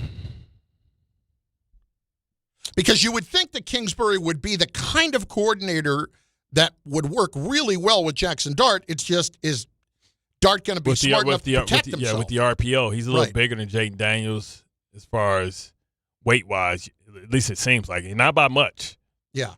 I don't know. Because you were very high on Kingsbury before, but Yeah. this has got to raise It's a like, red flag. it's like, do you really want somebody that's – This is the thing, man. This is what they talk about. It Are they is letting him go? easier. It is always easier to get a job when you have a job. Yeah. Are they letting you go because they want to sabotage the Giants because in division? Here, take him. Yeah. Dart won't last a year. Well, but here's what really bothers me the most about it. They didn't even give him the chance to try to get one of those other jobs while he had a job to enhance the opportunity to get rid of him before they get rid of him. Maybe they're either that or there's somebody that Dan Quinn has targeted right now that he feels like he has to go get right now. But the thing is, yeah, these conversations had already to be happening because it was reports of it on Sunday. Right. Before we even knew the hay was in the barn. But we thought that they would at least keep him in the job while he was interviewing for other head coaching jobs. Yeah. And they didn't, which either is a big blank you to Kingsbury or it's, no, we have somebody that we want to go get right now that has to be our guy. And then 3, what does it say for the head coach in Quinn or Adam Peters, the GM, that you move on from this guy a year removed from Daniels having such a big year? Could it be that Daniels was like, you know? Because you don't move on from him without talking to your franchise quarterback. Yeah. The thing is, it's not that many offensive candidates, head coach candidates out there. It seems like most of them are defensive, unless you go on Kubiak. It does feel that way. It does feel that way. Kubiak, it feels like Kubiak moves up, right? Because if we see how, I mean, this is the thing. Like, when you look at the Seattle Seahawks are the favorite to win the Super Bowl now. Mm-hmm. If they win the Super Bowl, Clint Kubiak's stock's going to skyrocket. Well, he'll interview for head coaching jobs in between. Right, correct. Right, with the time that you get. And he's in Seattle. Yeah. So to fly all the way out here for 6 hours might have to be a video. Ooh, that just hurt. You can hear that? I just heard. Did you just hear that? That was Bart's neck cracking. Y'all can hear that? I heard that. I only think I can hear it in my head. I don't think people can hear it. No. I heard that in the mic. Oh. I heard that. I don't know if people outside heard it, but oof, that was a loud crack. Tension. You going to see the chiropractor today? No. I just do it myself. Just do it yourself? You don't have anybody work on your back or your neck or anything? Every blue moon, if I get out of alignment, I'll call Dr. Snyder, which is the ART guy for the Jets that used to work on me. Okay. Yeah, feel good. I've been working out. I know that. You tell us every freaking 5 minutes. We won't have the same mistake before. I am thoroughly manscaped. Do you know? Yeah, that was an unfortunate moment yesterday. Caught me off guard. And if you went back looking for it, you weren't going to find it. Because as far as the video is concerned, it never happened. Burned it like Spygate for New England. Burned it like the electrolysis on your body. Bart and Carlin, ESPN New York, and on the ESPN New York YouTube page, you can go there. You can watch the show, 800-919-3776, 800-919-ESPN. I want to remind you that the ESPN New York Survivor Pool is officially wrapped up. Over 3,100 entries competed this NFL season for a $5,000 grand prize, and 9 survivors made it to the end with correct picks every week. At ESPN New York, Chris Canty outlasted all 13 other hosts. He finally got knocked out in week 14. Big thanks to everybody who participated and to SplashSports.com for powering the contest all season. Bart and Carlin, ESPN New York. Lines open at 800-919-3776. Why is Kevin Stefanski such a foregone conclusion for the Giants? And more on the Knicks debacle last night in just moments, including another problem that is rearing its ugly head once again. Tuesday with Don, Hahn, and Rosenberg. How concerned should Knicks fans be about this 4-game slide? Hey, it's pretty simple. They just physically kicked our ass. Who should the Giants be looking at to be their next head coach? And the New York Giants is the most attractive job because of Jackson Dart and the talent that they have at a variety of positions. And they're picking at a spot where we talk about who are they going to take with that 5th pick. Don, Hahn, and Rosenberg today at 3 on ESPN New York and streaming live on YouTube. What if your instincts could pay off? With Robinhood Prediction Markets, you could put your knowledge to work on the events that matter to you. Prediction Markets isn't just sports. It's the Fed rate decision, your favorite award show, and so much more beyond the playing field. Trade events with Robinhood. Visit Robinhood.com/predict. That's Robinhood.com/predict. Futures and cleared swaps trading involves significant risk and is not appropriate for everyone. Event contracts are offered by Robinhood Derivatives LLC, a registered futures commission merchant and swap firm. The wild card round is here, and FanDuel is turning on playoff mode. All customers get a profit boost pack every NFL playoff game day. Each game day during the wild card round, you'll find a pack loaded with multiple profit boosts waiting for you in the app. I am loving what I've seen from the Bears late in the season. I'm kind of feeling them. Take your shot on an upset, though, if that's for you, or build a parlay that fits the moment. Then apply your profit boost and go after even bigger payouts while the playoffs get rolling. So visit FanDuel, an official sports book partner of the NFL, and grab your profit boost pack every NFL playoff game day. 21 and over and physically present in New York. Opt-in required. Bonus issued is not withdrawable profit boost tokens. Restrictions apply, including any token expiration and max wager amount. See terms at sportsbook.fanduel.com for help with a gambling problem. Call 877-HOPE-NY or text HOPE-NY 467-369.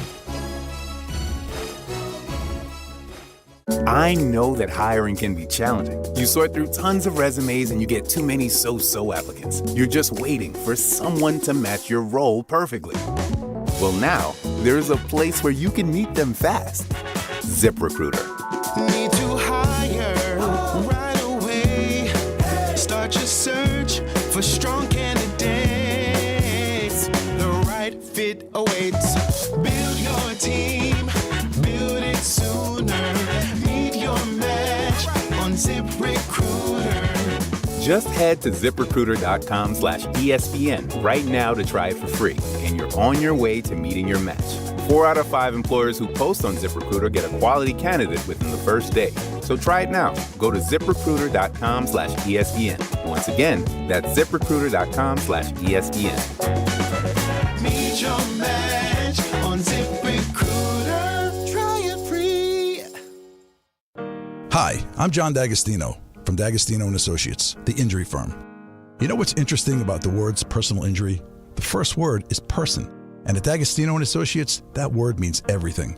That's because I handpick every person in our firm, from the pleasant professional person who answers your call to the experienced person litigating your case in court.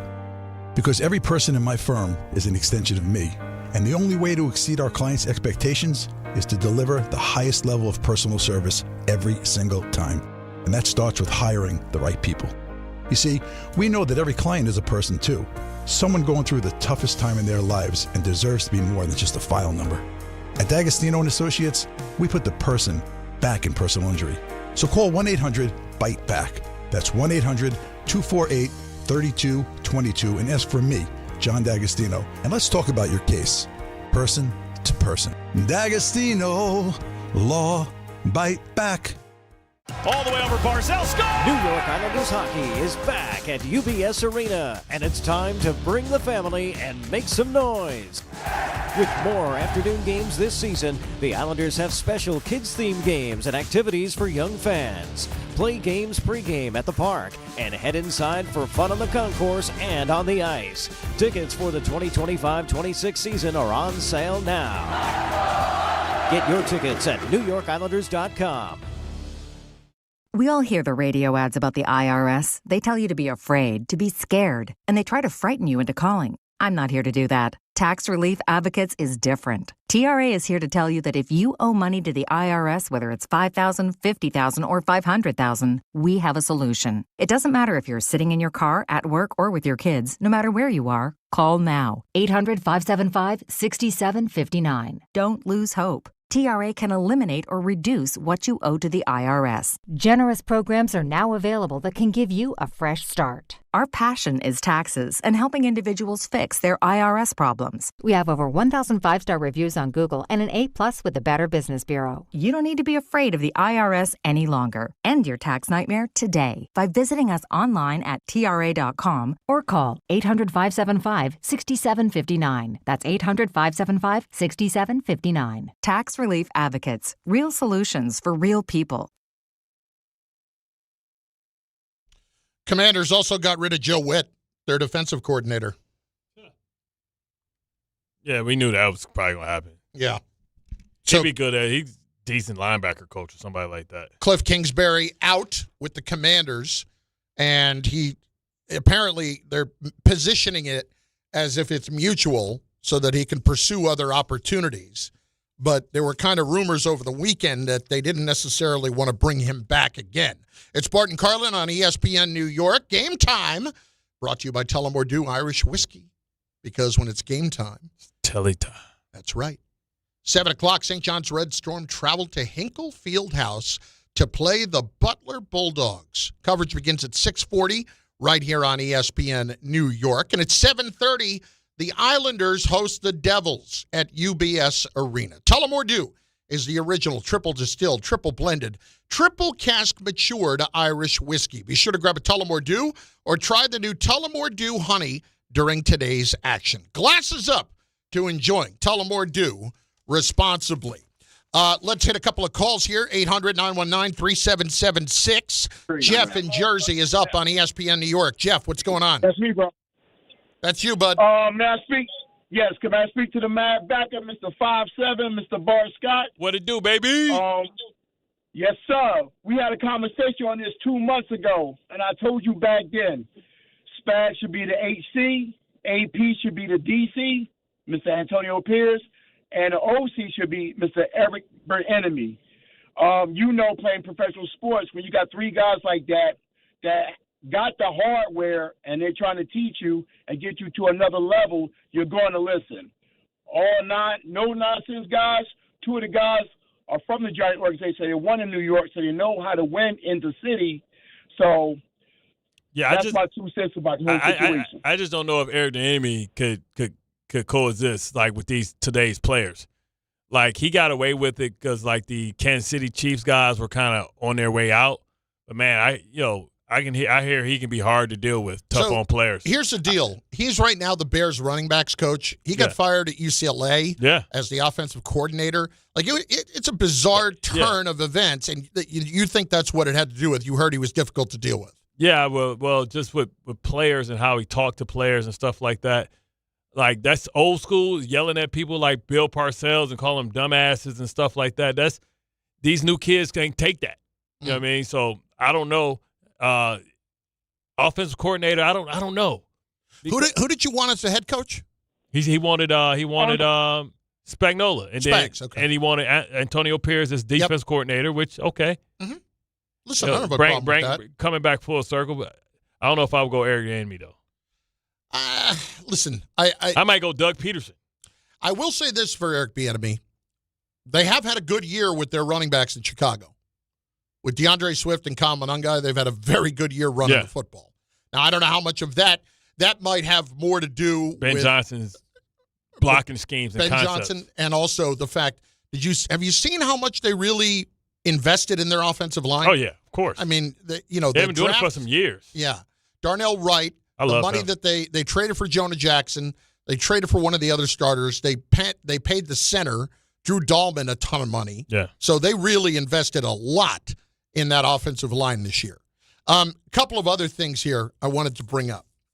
Number one, in relation to the Knicks, once again, Karl Anthony Towns.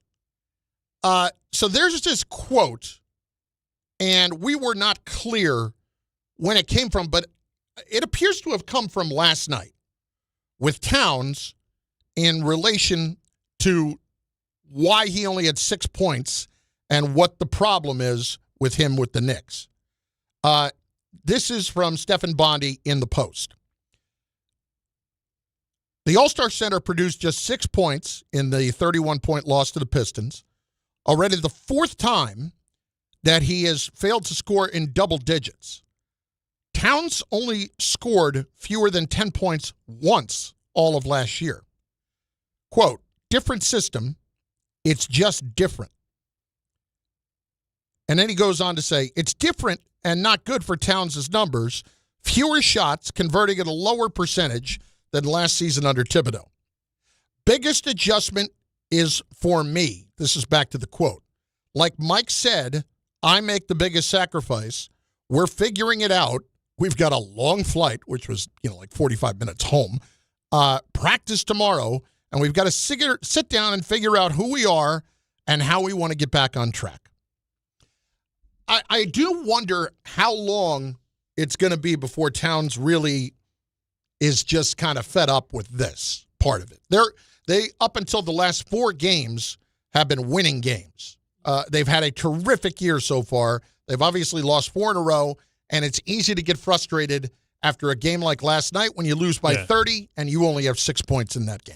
And it feels like, OG gets more shots, Bridges is getting more shots, and he's like, we always talk about the person that has to sacrifice.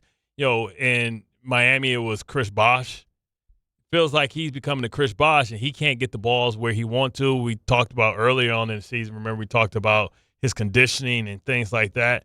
So it's been a lot going on as far as being able to try and figure out with Karl Anthony Towns how he fits in this system. And the thing is, he doesn't do anything else really, really, really well as far as being able to be a defensive force and convert defense to offense, start his own drive or, he doesn't do those type of things. So, like, if he's not scoring, like he's a defensive liability, and then he also is somebody that you can't really depend on. And how quickly will his lack of offensive productivity affect his defense? Last night really had me convinced that this is going to be more of an issue, but also that no matter what Jim Dolan says, Knicks are not a championship team right now. They're not. I mean, are they an Eastern Conference champion team right now?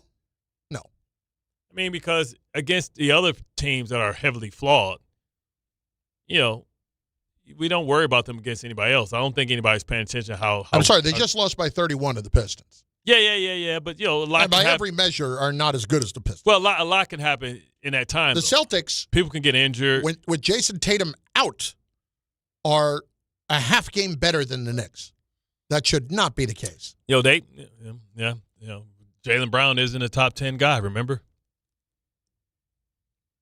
You weren't here when I got yelled down by everybody saying that Jaylen Brown is top 10? That he wasn't. You said he wasn't, or you said he was? I said he was. Yeah. I said he's a Finals MVP, and the reason why he don't have the same productivity that Brunson may have as far as the average points, even though he averages a bunch of points, is because Jason Tatum is going to take half of the shots. So hang on then. If you're going to argue against that, how exactly do you do that? If you just want to point to the fact that he's got his points this year because Tatum's not there, the team, somebody's got to score the points. Correct. But the team is 11 games over 500 without its number 1 player, supposedly. And Porzingis gone. And so what am I missing? Drew Holiday gone. So what am I missing there? People just like to argue with me. They get mad when I say it's the difference between a star and a superstar, and they get upset when I said it was 10 players better than Jaylen Brunson. And they just got upset. I had him at like 12. It's like people are always offended. It's like LeBron's offended because people are saying he's the number 2. They say you're number 2, bro. Did anybody ask about how Brunson ended up staying last year, or no? I guess not. As to why he took less. There any side jobs that they've worked out yet? Are we going to get that Kawhi Leonard? He got to go bless a tree? $50 million for being part of a he probably got some of the development stuff out there. He got to go out there and do some appearances, get $50 million for the new thing for the Mets. I'm sure they'll figure it out. I'm sure they'll figure it out for sure. Bart and Carlin on ESPN New York and on the ESPN New York YouTube page, 800-919-3776, 800-919-ESPN. Aaron Glenn, Darren Mougey speak. You'll hear it. And Dante Moore what his future holds. It's all next on ESPN New York. Bet365 is paying out before the final whistle. Check out Bet.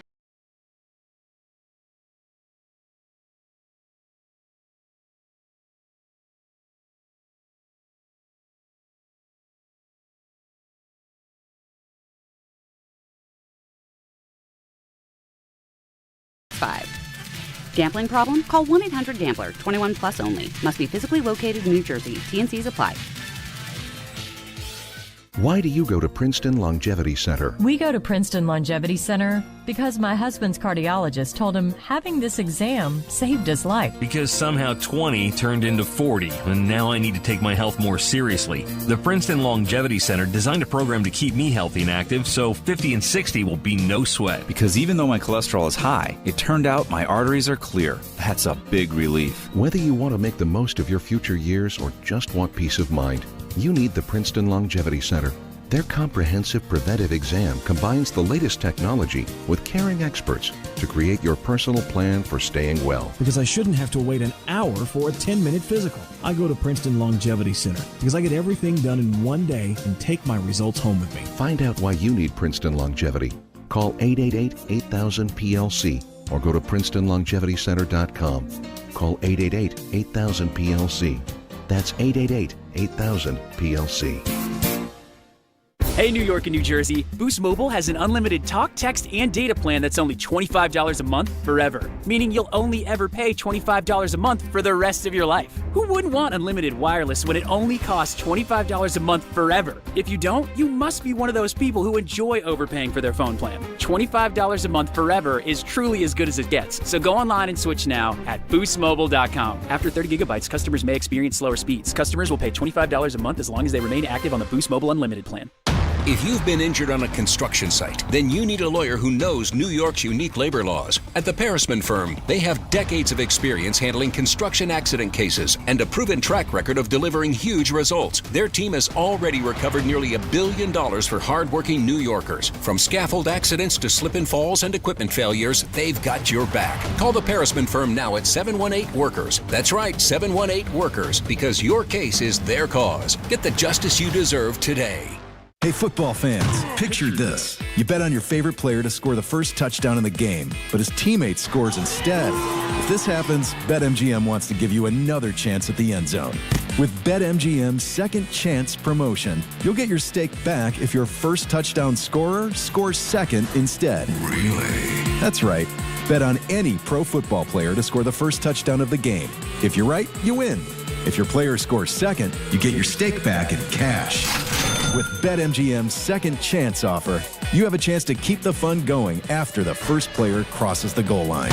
BetMGM and GameSense remind you to play responsibly. See BetMGM.com for terms. 21 years of age or older to wager and physically present in New York and New Jersey only. Existing customer offer. Subject to eligibility requirements. Rewards paid back and unrestricted withdrawable funds. Gambling problem? In New York, call 877-8-HOPE-NY or text HOPE-NY 467-369. In New Jersey, call 1-800-GAMBLER. Out on the course, they're the PGA Tour's best players. But in the arena, they're prime time. And Season 2 of TGL presented by SoFi is back with lights, cameras, action. We're talking big moments, big personalities, big names in the stands, all on the big screen. Big-time matchups with shot clocks, hammer drops, timeouts, overtime, and playoffs. It's city versus city, squad versus squad. The sport just hits different under the lights. It's TGL presented by SoFi. Keep up. It's golf. Tune into every match. Only on ESPN. You know the rush when you reach that goal, when something you've worked for pays off. That's success. At University of Maryland Global Campus, we believe you should never stop chasing it. That's why we offer a skills-based education that helps move your career forward. Learn how to apply emerging technologies like AI and data science. Build your leadership and critical thinking skills. Apply by February 11th and save with no application fee. Learn more at umgc.edu. Certified to operate in Virginia by Chev. You live for this. The wins, the losses, the slam dunks, and the buzzer beaters. The dream that this is your team's year. Hope, it's what keeps you coming back. So you represent with anticipation and with pride. Because when everything's on the line, your support means everything. That's why the NBA Store is here to support you. Check out the largest selection of official NBA gear at NBAstore.com. A Fanatics experience.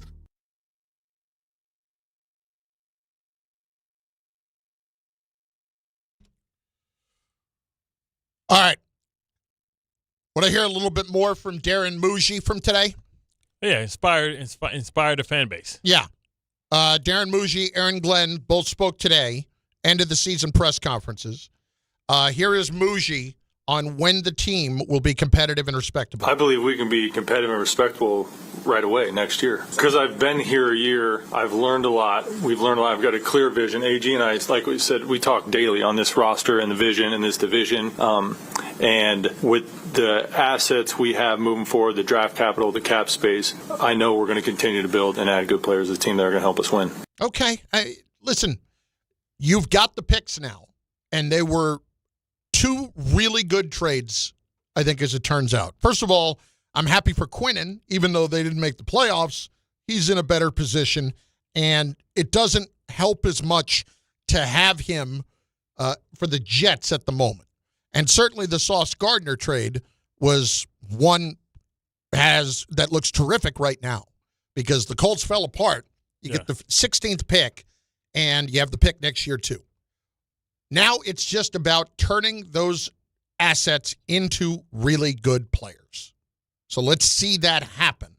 I get the optimism, but the words aren't going to mean a whole lot until the actions actually match them. Yeah, and that's always the key. Like people are like, oh, we got rid of players, and we look at all the picks we got. Those picks have to turn into players as one is as good or better than the player that you lost. Then what good does it mean if those players aren't good? I mean, the Jets have a whole list, and the NFL is riddled with players in the first round that didn't pan out. I mean, do I need to go to Calvin Pryor? Do I need to go to D. Milner? D. Milner, Darren Lee, Vernon Golston, Quentin Copels.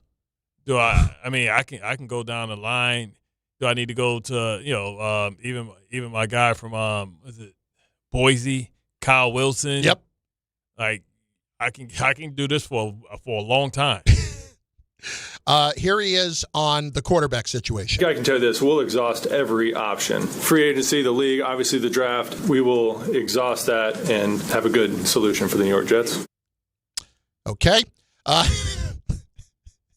Optimistic about the offseason. I'm excited about the offseason as we go into it. Obviously, the draft capital we have, the cap space, and just being here now a year with AG, working with AG, the staff, getting to learn the staff, getting to learn the players, getting to learn this division. I feel more confident today than ever moving forward with what we have going.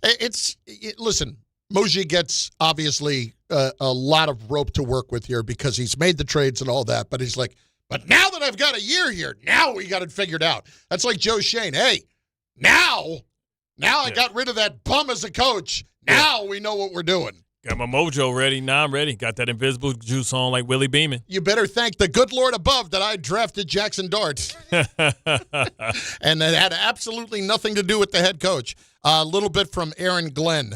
First up, wants to earn the fans' trust. I expect and I will want our fans to have a total trust in us and being able to do that. And we have to earn that too. And our plan is to do that. And we don't expect to have another season like this here. So we're looking forward to this offseason. Looking forward to getting to work, using the draft capital that we have and the money we have in free agency to continue to build what we've been trying to build. It's funny and it's not a knock on anybody. They're doing their jobs. But as a reporter or as somebody that has listened to a lot of press conferences, I'm not a reporter. Mm-hmm. But as somebody that has been to and listened to a lot of press conferences, I always enjoy it when you can so easily pick out the talking points. the draft capital, you can't say that enough. Yeah, you cannot say that enough. Draft capital, the money we have for free agency too. It's not just draft capital; it's money for free agency. Yep.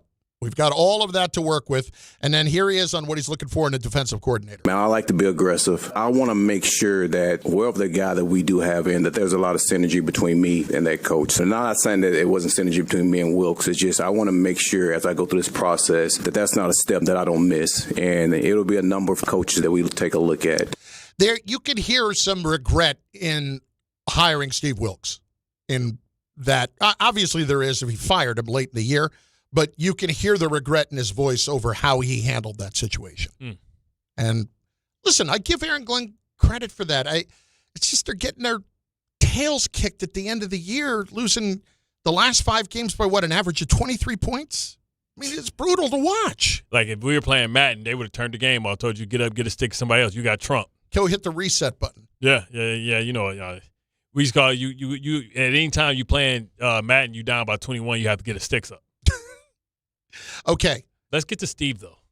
I think he has something very important to say. All right. Steve in Wayne, New Jersey is up next. Steve, what's up, baby?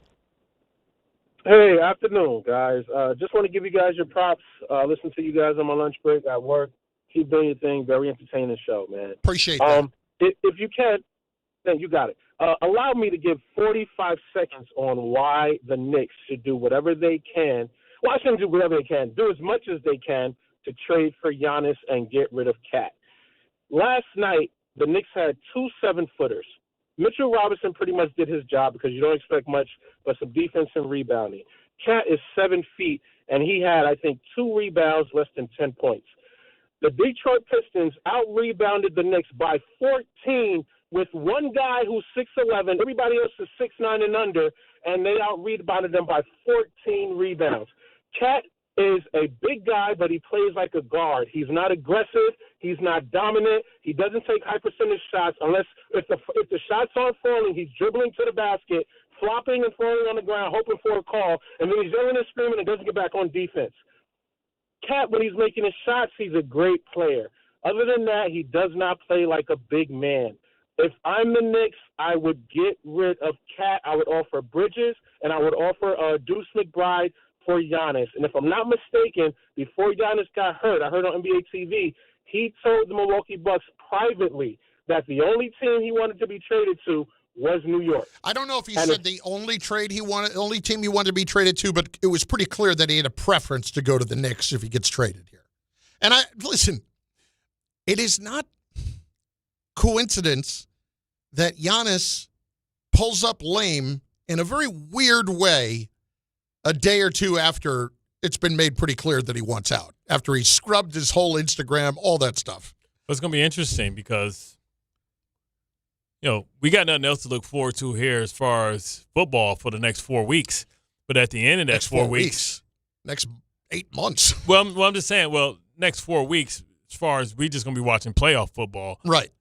But in between that time is going to be opportunities for the trade deadline to come up. Yep. So February 4th. That's the next big thing that, you know, from our sports fans are looking for around here. Do you or don't you get Giannis? If there's the opportunity to get him, I absolutely do, because this team's soft. At what expense, though? Is it going to be the Carmelo expense when you can get him next year in the offseason?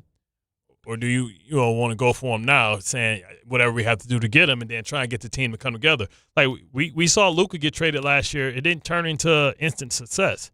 No. So just because you put Giannis in and you give up a lot of your depth, then you have to ask yourself, is that worth it? Let me ask you a question. Mm-hmm. If you get Giannis in the next 3 years, will you ever have a better chance at a championship than with Giannis and with Jalen Brunson? I don't know, because I saw Giannis win a championship. I did. But I also saw Giannis not really win and play at the level, get sent home in the first round the next 3 years with Dame Dollar and other guys, as, those other guys left from the championship. The whole Dame thing was odd, though. Like, they didn't play enough. They ain't play together. no defense. They ain't play no defense. Yeah. Got rid of Drew Holiday, and then they couldn't stop no damn body. Yeah, I still would not hesitate to do it. And it doesn't mean give everything up. Obviously, you have to be more conscious of all that. He said Bridges. He said two of your starters. I don't know what it's looking like, okay? If it's Cat and a pick because of how the money matches up, maybe it's something like that. I don't know. I don't know what it looks like altogether. I'm not giving up. It's not. I even hate that phrase when it comes to Giannis. I'm giving up what I have to give up to get him. Mm-hmm. But I have to make sure I'm still in a decent spot. Good thing is, if you get rid of Cat, he's a one-way player. So you're essentially getting a two-way player because Cat don't play defense. If you get Giannis, you got a defensive player, you got a rebounder, and you got an offensive scorer. So productivity with that. That will do it for us, the Michael K. Show. is up next, plus a big Don Hahn and Rosenberg this afternoon. Eager to hear what Hahn has to say after what happened last night. It's pretty simple. They just physically kicked our ass. Speak truly, Hahn. You know he will. Speak truly about, Cade Cunningham and them Pistons. Oh, I don't know about that. He'll speak truly about the Knicks. I don't know about Cade Cunningham and the Pistons. It's Bart and Carlin on ESPN New York. The Michael K. Show is next. Tuesday with Don Hahn and Rosenberg. How concerned should Knicks fans be about this 4-game slide? It's pretty simple. They just physically kicked our ass. Who should the Giants be looking at to be their next head coach? And the New York Giants is the most attractive job because of Jackson Dart and the talent that they have at a variety of